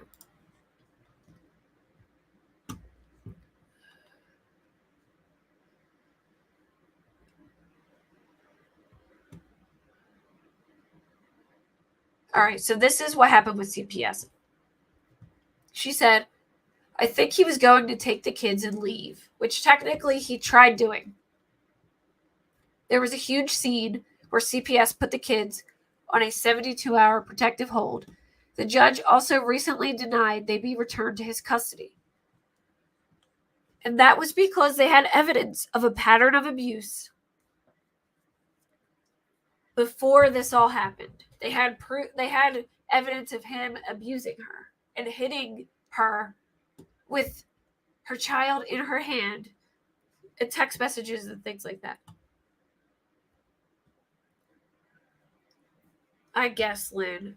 Or to hide it, or to try and cover for him, or, because he knew something. But, I mean, I don't want to go and just accuse them of knowing something, but I just think it's so shady that they, if they didn't know anything and they really wanted Maddie to be found and thought their son was innocent, why help him chase searchers away and scare people and stuff like that away if they're there to help? I just don't understand it. I don't know why they did that. Maybe because they felt like they were being mean to his son or something and they were mad. But it just doesn't make sense to me why anyone would want to chase away people who are going out of their way to walk through brush and grass and walk miles to search for her. Why would anyone want to scare them away or intimidate them besides Adam? I understand Adam's reasoning, but I don't understand theirs.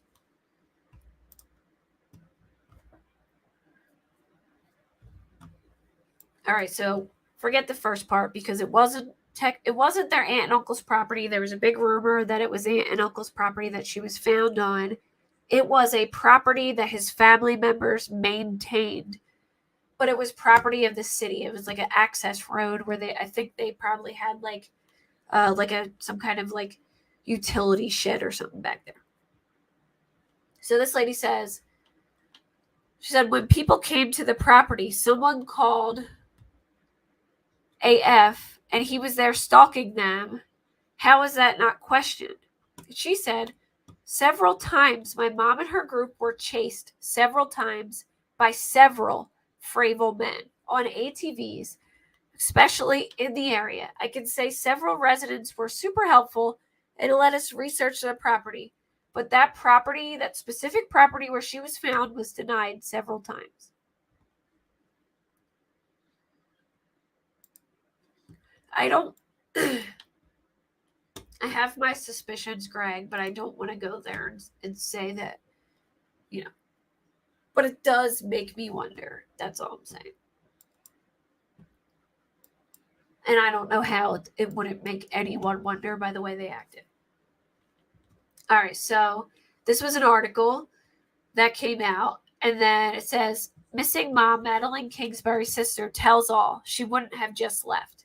And then here's Adam's sister in the comment section using a facepalm emoji. I know, right? Right, Risk? He does have shit for brains. All right, I read that one already. That's the pictures of them. Shoot. All right. Okay, so I believe this was early on, and this is where they put the initial information out that him and her dropped the kids off at daycare, and they came back, and he left the house at approximately this time and went and did this, and he was driving around with their car.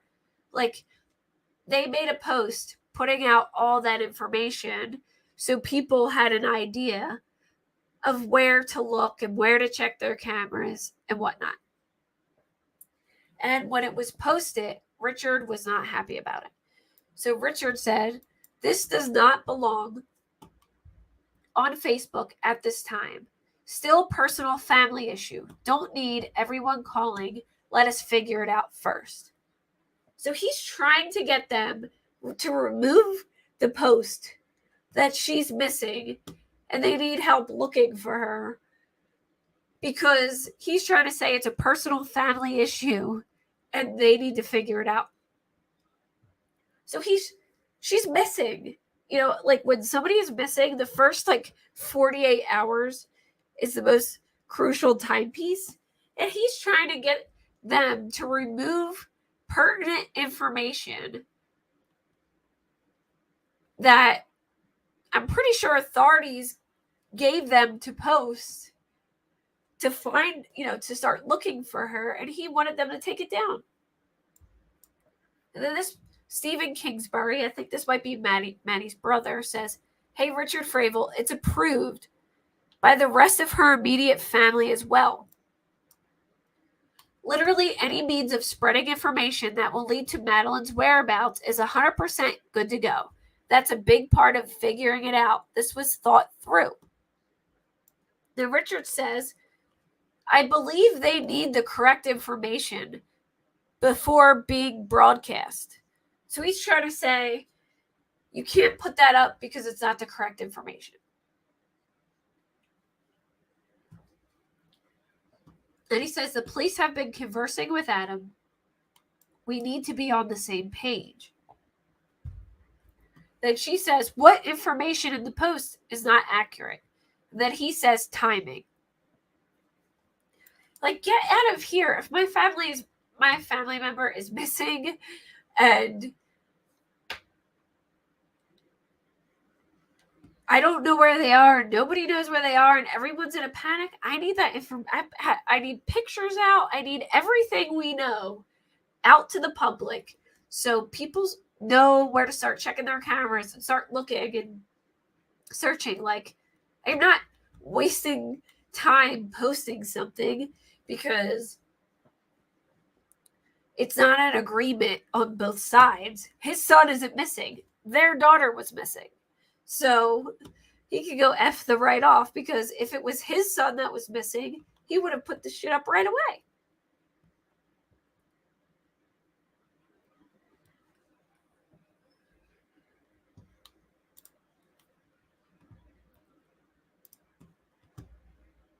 Okay, so this is a screenshot that said somebody was questioning his sister, And she said, "Why did your brother take her vehicle when he had his own?" Occam's razor, he's not the first disgruntled ex to snap. Then she says the plan that day was Maddie was going to take his car. She took his car over half the time when she had to go to Rochester. He used the van to haul more boxes to storage. Except the difference is they weren't together anymore. So even though they were living together, they weren't together. So I think it would probably be weird for her to still be using his car and making dinner for him and stuff. I don't know. Then Adam says, "We were in the process of moving out. I was using the van, which has more storage space than a sedan, to move things. Try another angle, Karen." Which I don't really blame them for, like, getting up. Like, this isn't, I'm just showing this because it's just was included. But I wouldn't really blame them in this situation because Facebook gets out of hand and starts, whatever. But now in hindsight, knowing that it's pretty obvious that Adam did this, it's like, it's interesting. But I mean, for his sister, at least, I can understand their frustration with, random strangers questioning them. All right, so then someone tagged him and said, "Adam Fravel, let me point out one more thing. The fact you had to take her vehicle to run your so-called errand is so beyond me. You could have taken your own. Now she's gone. Funny how that happened when you were the last to see her. If it wasn't you, then what do you think happened to her? Your neighbor's camera don't have anything on their cameras of her leaving." So they literally had all the neighbors' cameras. No one else. I mean, I think this is probably one of the biggest piece of evidence they have is they don't have any footage of any other person entering the house or leaving. And it would really be difficult for some stranger to kidnap her from her home in broad daylight without being seen. You know what I mean? Like, there was no CCTV of her. They have him in the driveway and doing all what he was doing in the driveway, but they don't have video of anyone at that time frame showing up to the house, going inside, pulling in the driveway, coming out with a whole human. But they do have him backing the van up into the driveway by the garage.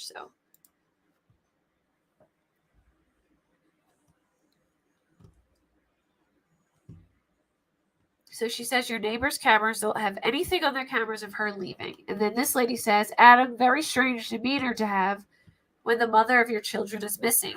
You clearly are in complete denial." And then he commented back to that girl, but not this person, and said, "You're absolutely right." All right, so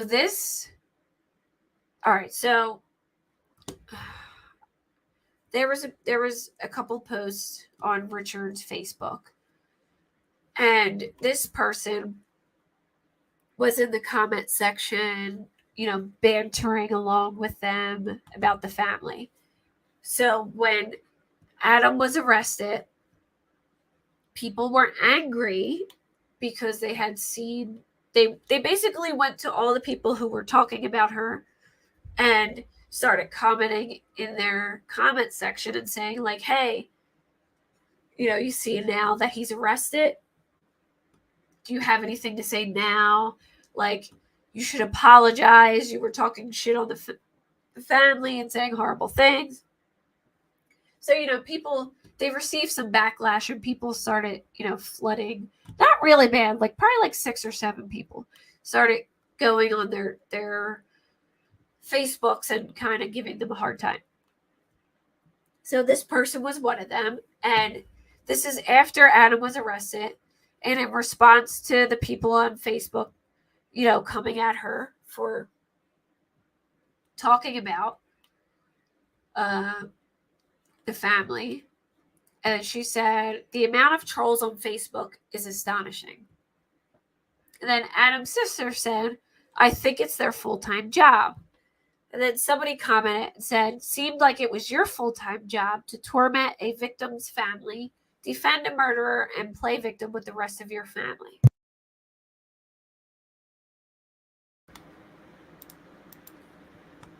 And then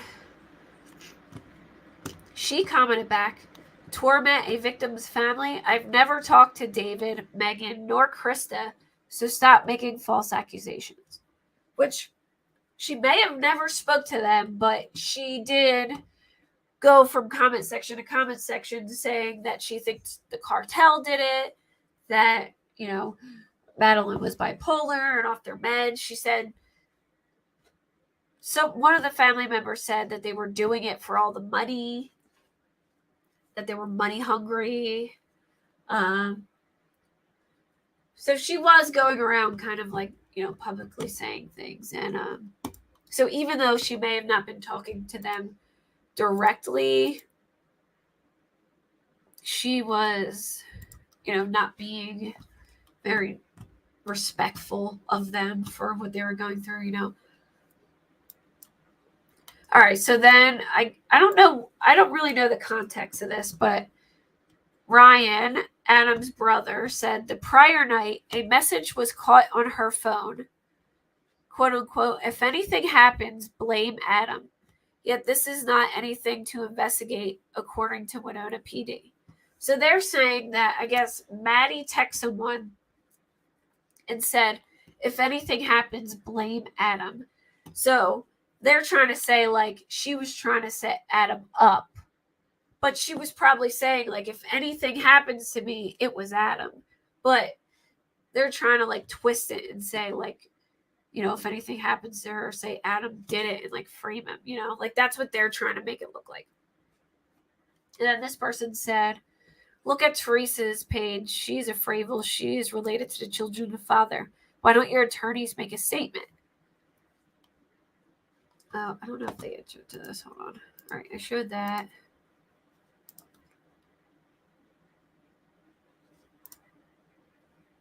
All right, so this is a post by Adam.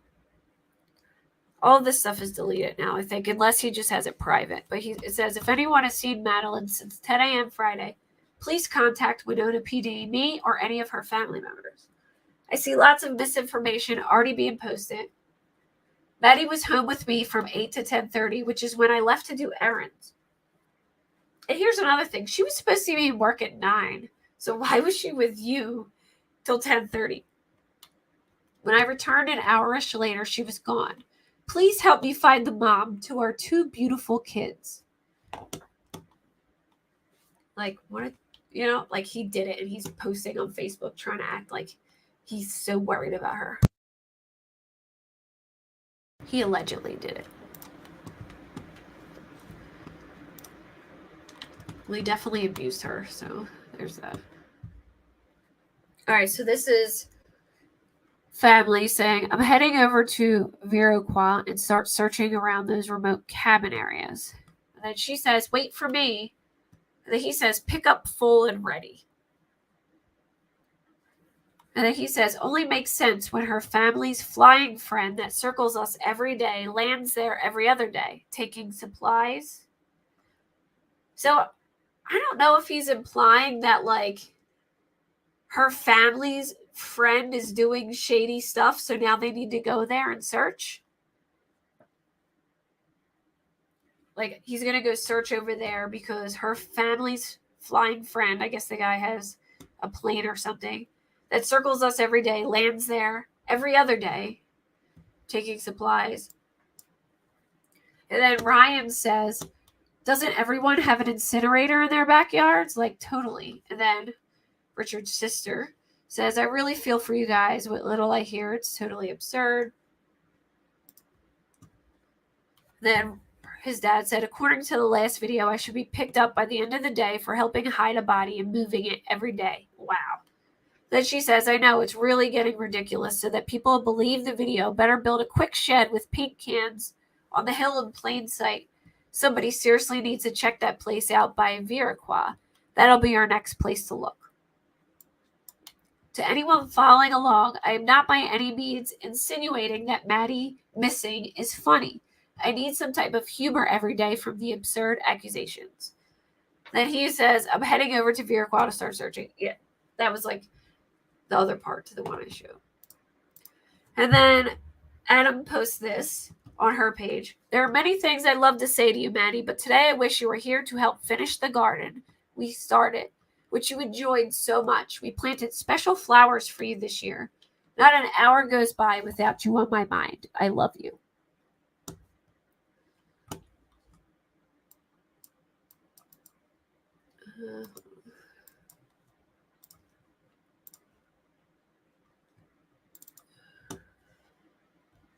Okay. Sorry.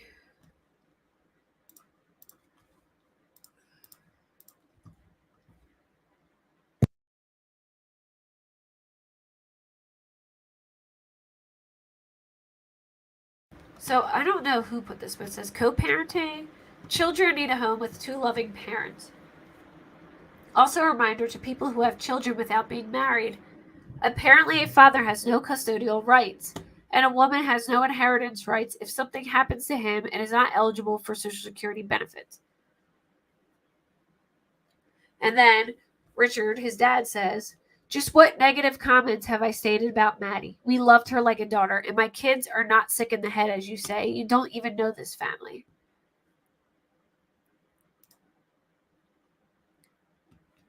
So sorry, Jen, that our family name has now spread to relatives. Facebook criminal solvers have no clue and cannot talk face to face. That she said, plenty of us, including me, would happily talk to you face to face. Then this guy says, always support the name Fravel. You are decent, honest people. I love you all. So many memories from the time I was 14 and met Dick for the first time. So this, remember the person I said that put up that post saying there's a lot of like Facebook trolls or whatever? This is a continuation of that. Sorry, guys, it's out of order. They said, you have a strong legacy to be proud of. Love you always, Dee.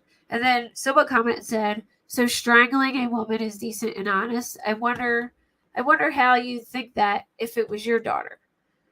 And he wasn't talking about actually killing her, but he had strangled her before that they knew of. They had, documented DV history. So.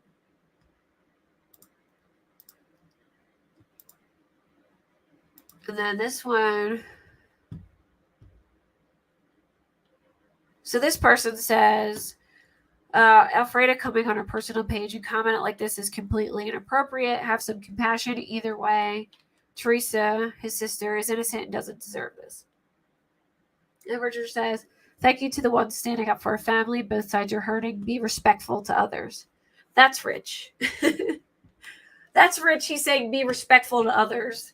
Here they're running people off the road and mooning searchers and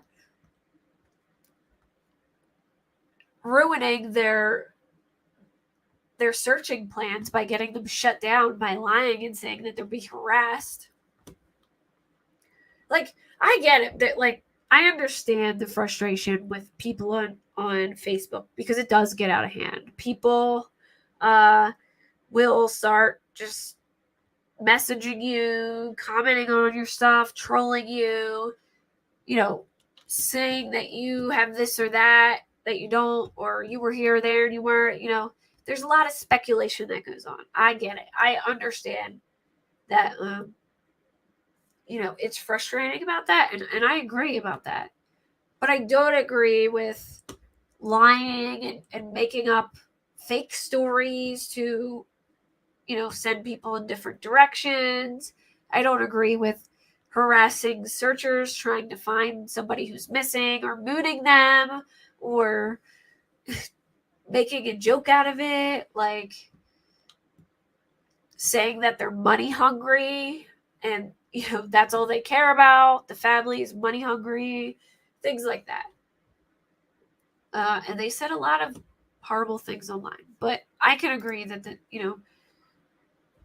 that Facebook gets out of hand. And then this person said, just because you break up with them doesn't mean you killed them. My God, if that was the case, everyone would be a suspect. And then this person said, and if you think that the boyfriend is just made up, check him out yourself, Spencer. Currently the boyfriend of Maddie. So they're trying, this person is also family, and they're trying to throw her other boyfriend's name out there for people to look at. And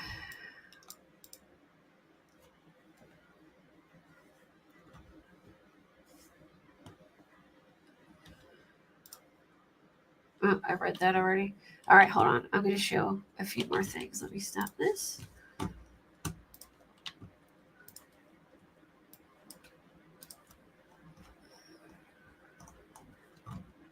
So this is what a lot of people are really mad at.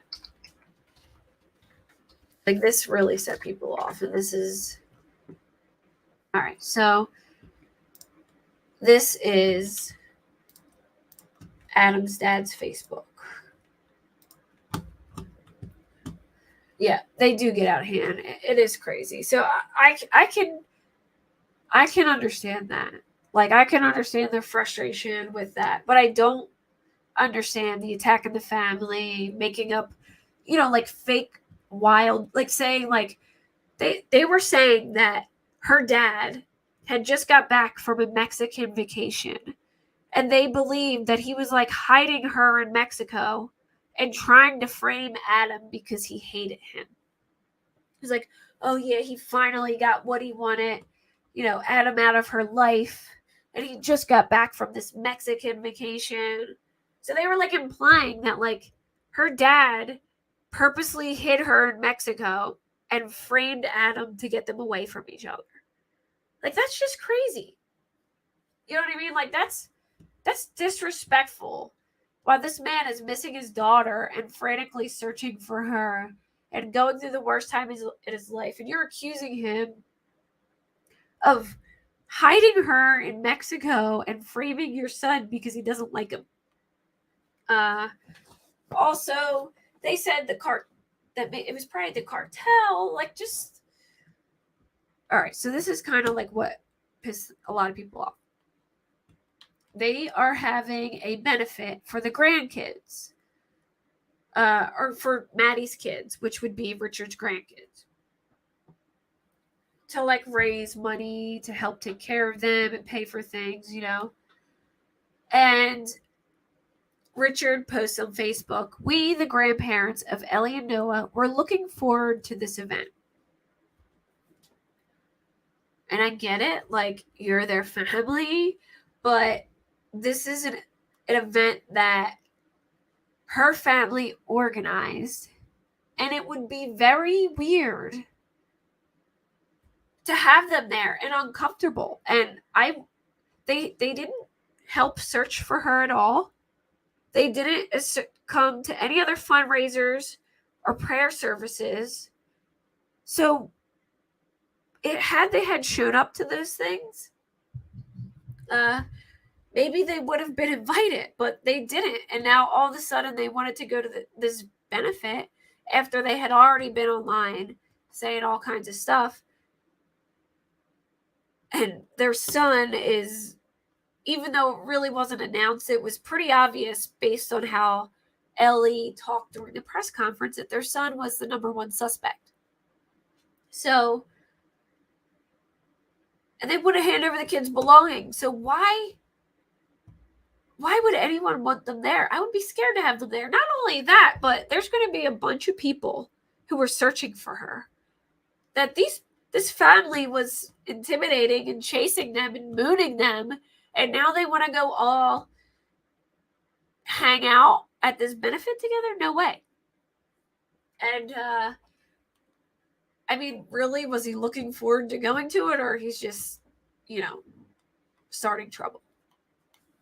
So here's the comments. This lady says, "I wonder if we would get stopped. They're just going to show up to this party and crash it."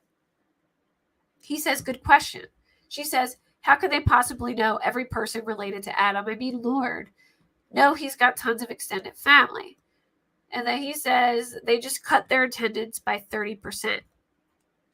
And his sister said, "I don't think I would want anything associated with them." And then this is the person that made that post that said, like, all the trolls on Facebook said, without a court order, which I don't think they can do at a public venue, I'm not sure they can legally stop any of you. And then this girl said, that's what I was thinking, since when is this a thing? He said the issue is it was requested from the owner, which I'm sure was requested from the Kingsburys. And then the person who made that post about the trolls said, I don't think it is. I think it's an intimidation stance. Gotcha. And then the sister said, definitely. Exactly. They're acting as if my niece and nephew don't have another side of the family. It's a disgusting act. Like muting searchers and riding them off the road while they're trying to look for her niece and nephew's mother is a disgusting act. Let everyone think they're a godly family. Or like her brother smacking her in the face with her kid in their hands. Like, that's not a disgusting act. We know what they've been doing, and it's sick. Yeah, like, let Madeline's family have that day. So she said, we know what they've been doing, and it's sick. So she's talking about Madeline's family. Then she starts making fun of somebody calling her out.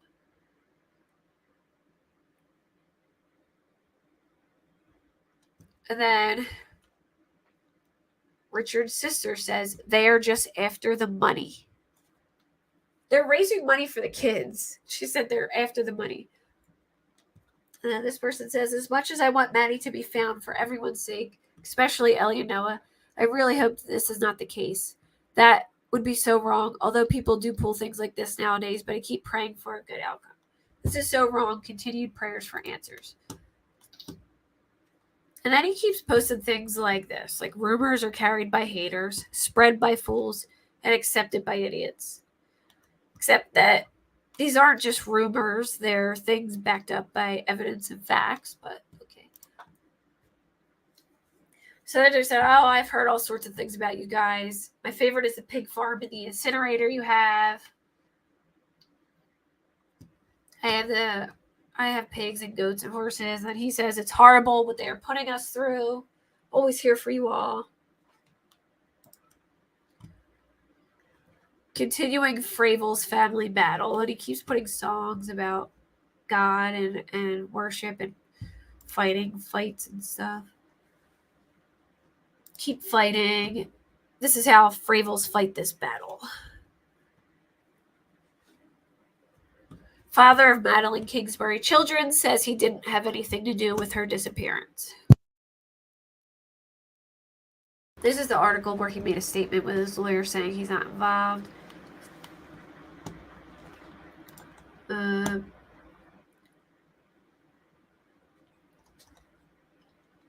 Alright, and then things continue to spiral, if it's still there. Let me see, on this person's. Alright, so they posted. There was another post they put up and they took it down. It was another one after this.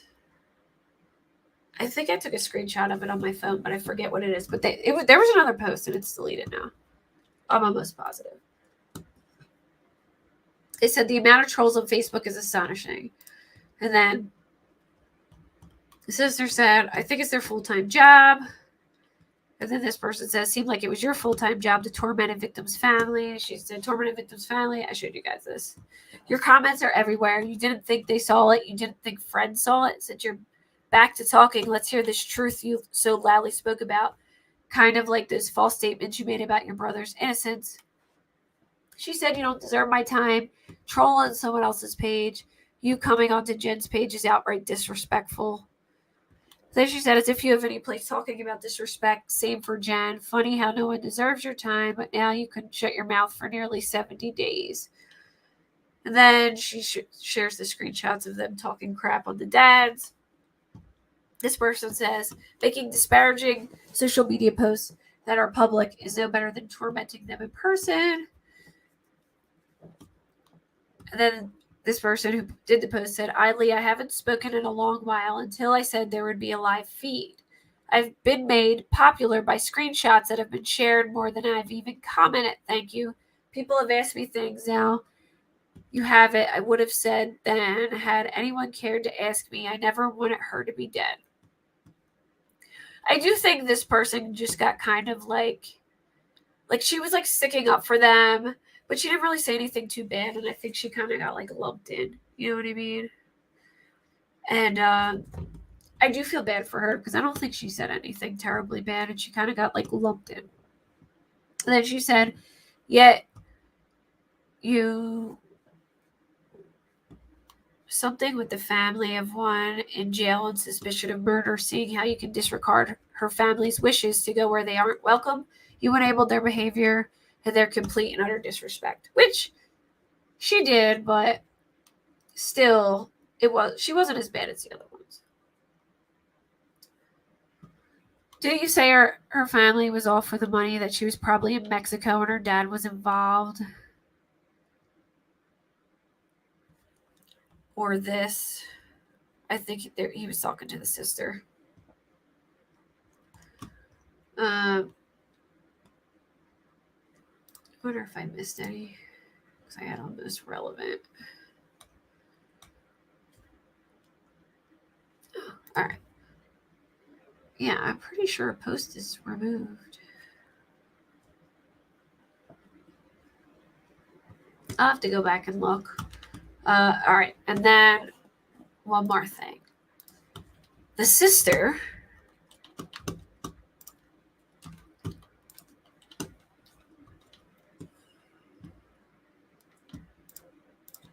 today, she made a statement and gave it to a reporter. Thank you, Randy Man. All right, so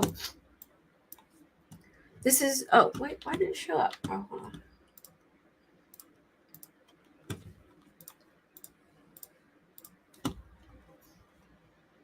This is her response today after her brother's been arrested and charged. Yeah, exactly, Pepper. I agree. I think they can do their own fundraiser and, have their family there, but I don't understand how they don't understand how that would be uncomfortable.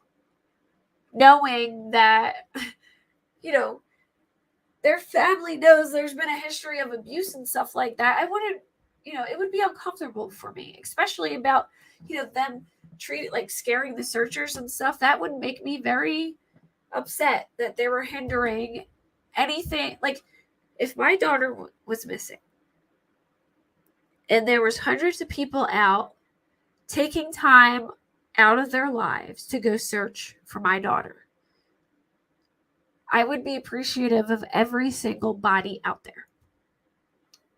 And it would make me very upset if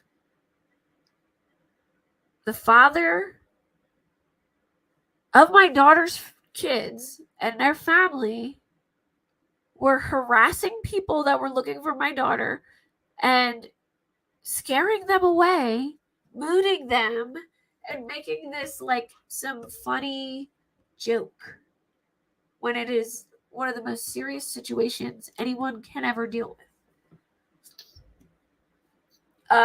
This one that I have up now, Pepper. So I think his sister posted this on her Facebook, but made it only visible to family. But then she sent the post to a reporter, basically saying it was like her statement.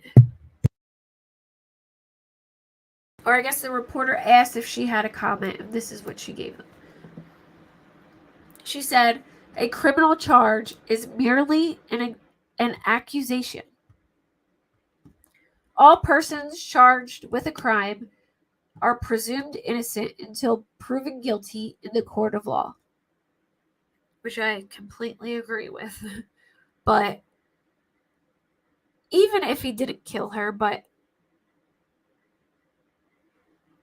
Who's Jen? Okay, so Jen is like a friend of their family who was in the comment section of Adam's dad's post about going to that fundraiser, like about them wanting to go to the fundraiser.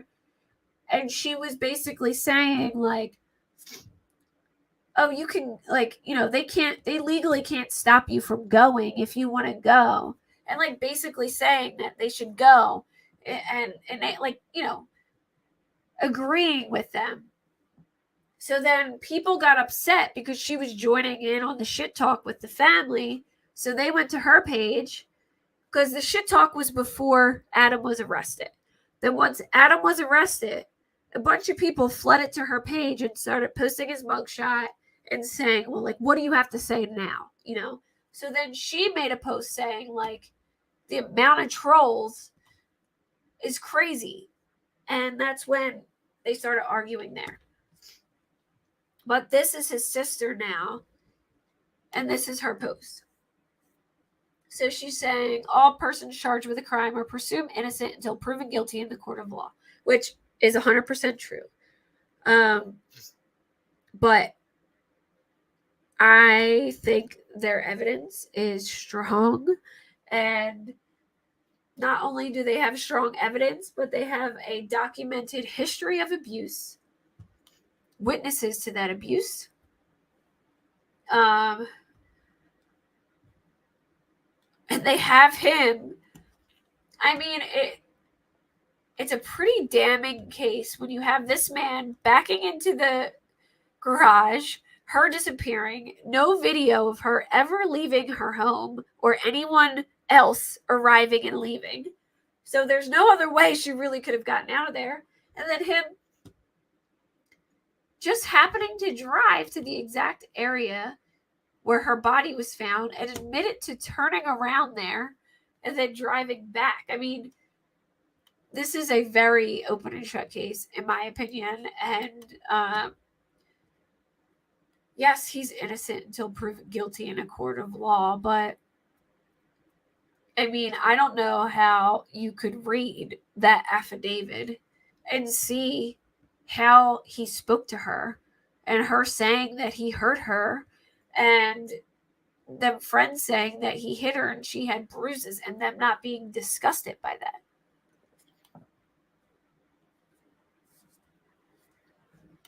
You always say Richard Cranium. That's great.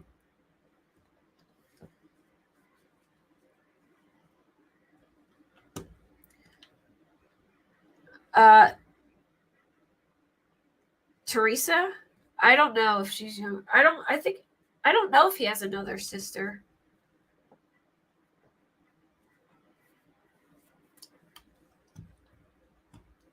But yeah, she does sound very immature. So then she says, I believe we all have forgotten this. No, nobody has forgotten this. Everyone has just seen the evidence. And, it's not that we've forgotten it. It's just that the evidence is pretty much,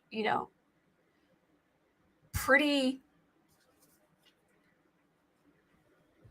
solid. So how are you going to post this and say, I believe we all forgotten this? Like, did you read it, lady? Like, how could you read that?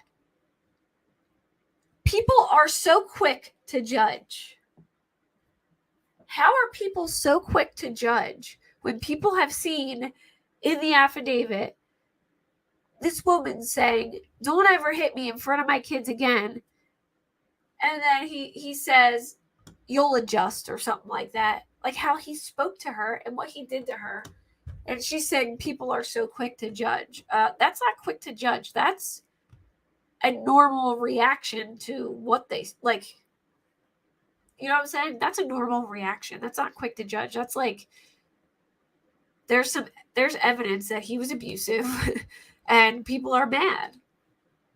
And it's I mean, I don't know how any more obvious it is based on where he drove, all the things he did. I mean, literally the CCTV footage of outside the house that shows nobody else showing up to the house or leaving the house is probably the most damning evidence they have. She never left. And nobody ever came there to kidnap her. If she had walked off, it would be on camera. You would have seen her walking off at some point. She says, I've become numb, no emotions left, and destroyed inside. I've received 100+ private messages from cruel, cruel people. I don't believe I should be treated that way. Same to all my other family. We are all going through something devastating. We lost a loving person, mother of my niece and nephew, godmother to my son. We are also in devastation. What is being done to my brother? What do you mean, what is being done to your brother? It's what your brother did that caused him this. Like, she's acting like her brother is being framed or treated unfairly. I don't know how you could come to that conclusion. We still need faith that light will show innocence. Will we ever get to see my niece and nephew again? Will my children ever get to see their cousins, in which they were extremely close? We are torn in a million pieces. Do we deserve to be treated so harshly by those that are quick to judge? Absolutely not. Good people can be destroyed so quickly. Social media, TikTok, is too easy for people to bully, harass, threaten, but they won't talk about anything to your face. A person can defend themselves over and over with truth, and it only takes one bully or harassment to destroy a person. What truth? What truth did they defend themselves with? That she was in Mexico? That Winona County was framing Adam? Or like, what truth? I believe we also deserve peace and quiet. Is that a freaking joke? Deserve peace and quiet? I mean, what happened to Madeline's family's peace and quiet? And the things you were saying about them. I am not selfish for wanting that. I've already been destroyed by followers of someone's specific TikTok talking about Madeline's sister. Manipulated statements go a long way. My own personal life is affected. I didn't ask for this. No one did. Why can't people remain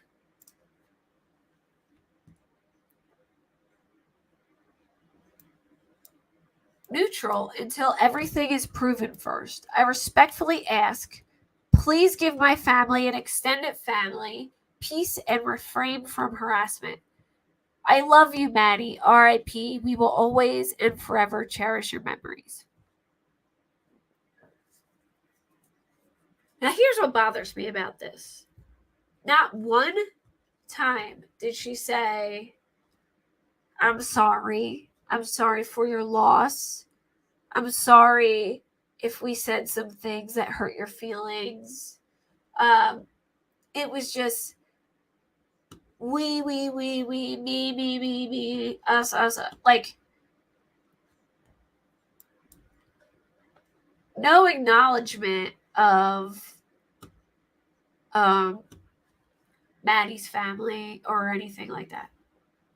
Which, if she had apologized or even said, I'm sorry for your loss or anything like that, I would have probably felt a little bad for him. Been like, all right, she cares, like.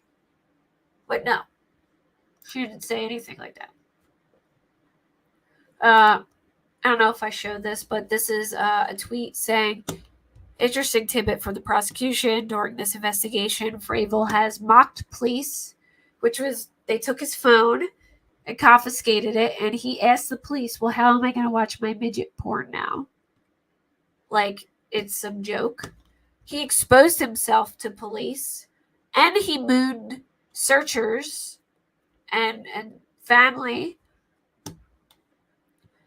made flippant remarks, said the police were trying to frame him, stuff like that. This was his sister. Someone messaged her and asked what she thought. She said when he seen his car still in the driveway when he got home, he assumed she carpooled with someone. She also did that a few times. He sent her many messages through the day after that and had no responses. He thought maybe she didn't want to talk to him. They were broken up, so they gave each other space through that week, you know? When it was time she should have been home from work, he thought maybe she was out with Spencer, so psychologically assumed she wanted a break for the night or got busy with Spencer, and or he really didn't know what she was up to, so he went on with his plans that night, which was him and somebody, I guess his kid, go to my parents, and ended up taking his other kid too, since Maddie never came home. Late that night, after her mom started reaching out to my dad, that's when it hit my brother that something was wrong. I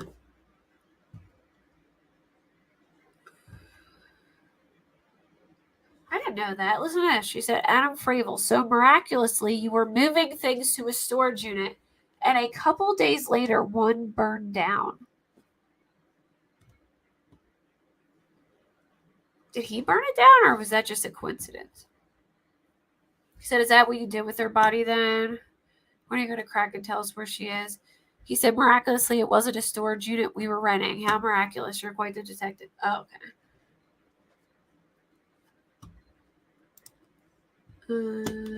I think I showed all the rest of them. So, yeah. It just...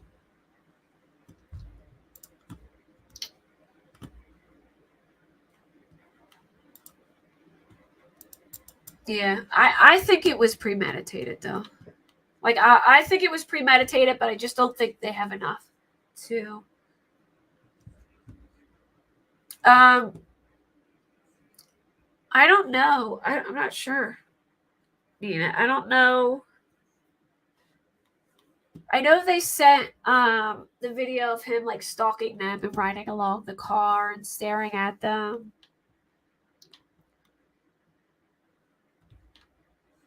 But, yeah. It's just crazy. Like, I just can't believe that, like, I don't know. Again, like I said, I understand people wanting to defend their family. I would defend my family to the very end. But if you got negative things to say during a time like this, especially if you have children and you're talking about their mother who's missing, say it in the comfort of your own home, not on social media. You know, don't try and hinder people looking for her. Stop trying to run them off the road, chasing them away. And it wasn't just Adam, it was other men in his family. It's like they're out here trying to help find the mother of your children. And you were scaring them off and tormenting them. Why? Wouldn't you want every single person who could help to help try and find her? Just, I don't get it.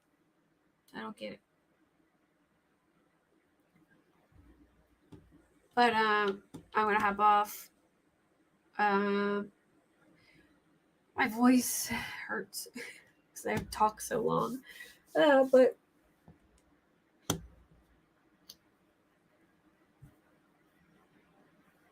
yeah, what it could affect if you ever get to see the kids again. Yeah, why? If you have kids and stuff like that, why would you act like that? You know what I mean? Like, if I was mad at the other side's family, I would not publicly post it. You know, I would just vent to my family, but not like publicly post it. And I would never run anybody off the road, let alone people trying to help find my missing loved one, the parent of my children. Thanks, Lori. Yeah, it's sad, and I'm glad they finally found her body, and they knew it was there all along. It just took a minute to find it, and I think it took them a while to find it because they kept hindering it, you know, and that's why I believe one officer went out there himself the last time to not tip them off, because, you know, they would have been right over there watching, you know, trying to control the narrative. So I think that's why they sent one cop, and he found the body, And that's that. And they have a history. He has a history of abuse. I mean, the way he even spoke to her in that text message where she told him not to push her again, not to grab her by the neck and push her to the floor in front of the kids. And he said, "You'll adjust," or something like that. Like, the dude is a straight douche of all douche, and nobody can convince me otherwise. Even if he was found innocent, he's still that because of what he did to her. Like, but obviously I think he's guilty, but I'm saying, like, even if things were different and that was the situation that he was innocent, he still did terrible things. He is an abuser, a freeloader and an abuser, and he had no problem abusing her while she was holding her child and in front of her kids, which is just disgusting. And I am just glad that this has finally come to an end. But I appreciate you all coming, and I will talk to you guys later. I probably won't be back. Well, again, if something breaks that's important, I'll be back. But if not, I'll probably be back Sunday. But I will talk to y'all later. Oh, ice cream cake. That sounds good. I'll talk to y'all later. Have a good one. Bye, everybody. Have a good weekend. Enjoy yourself.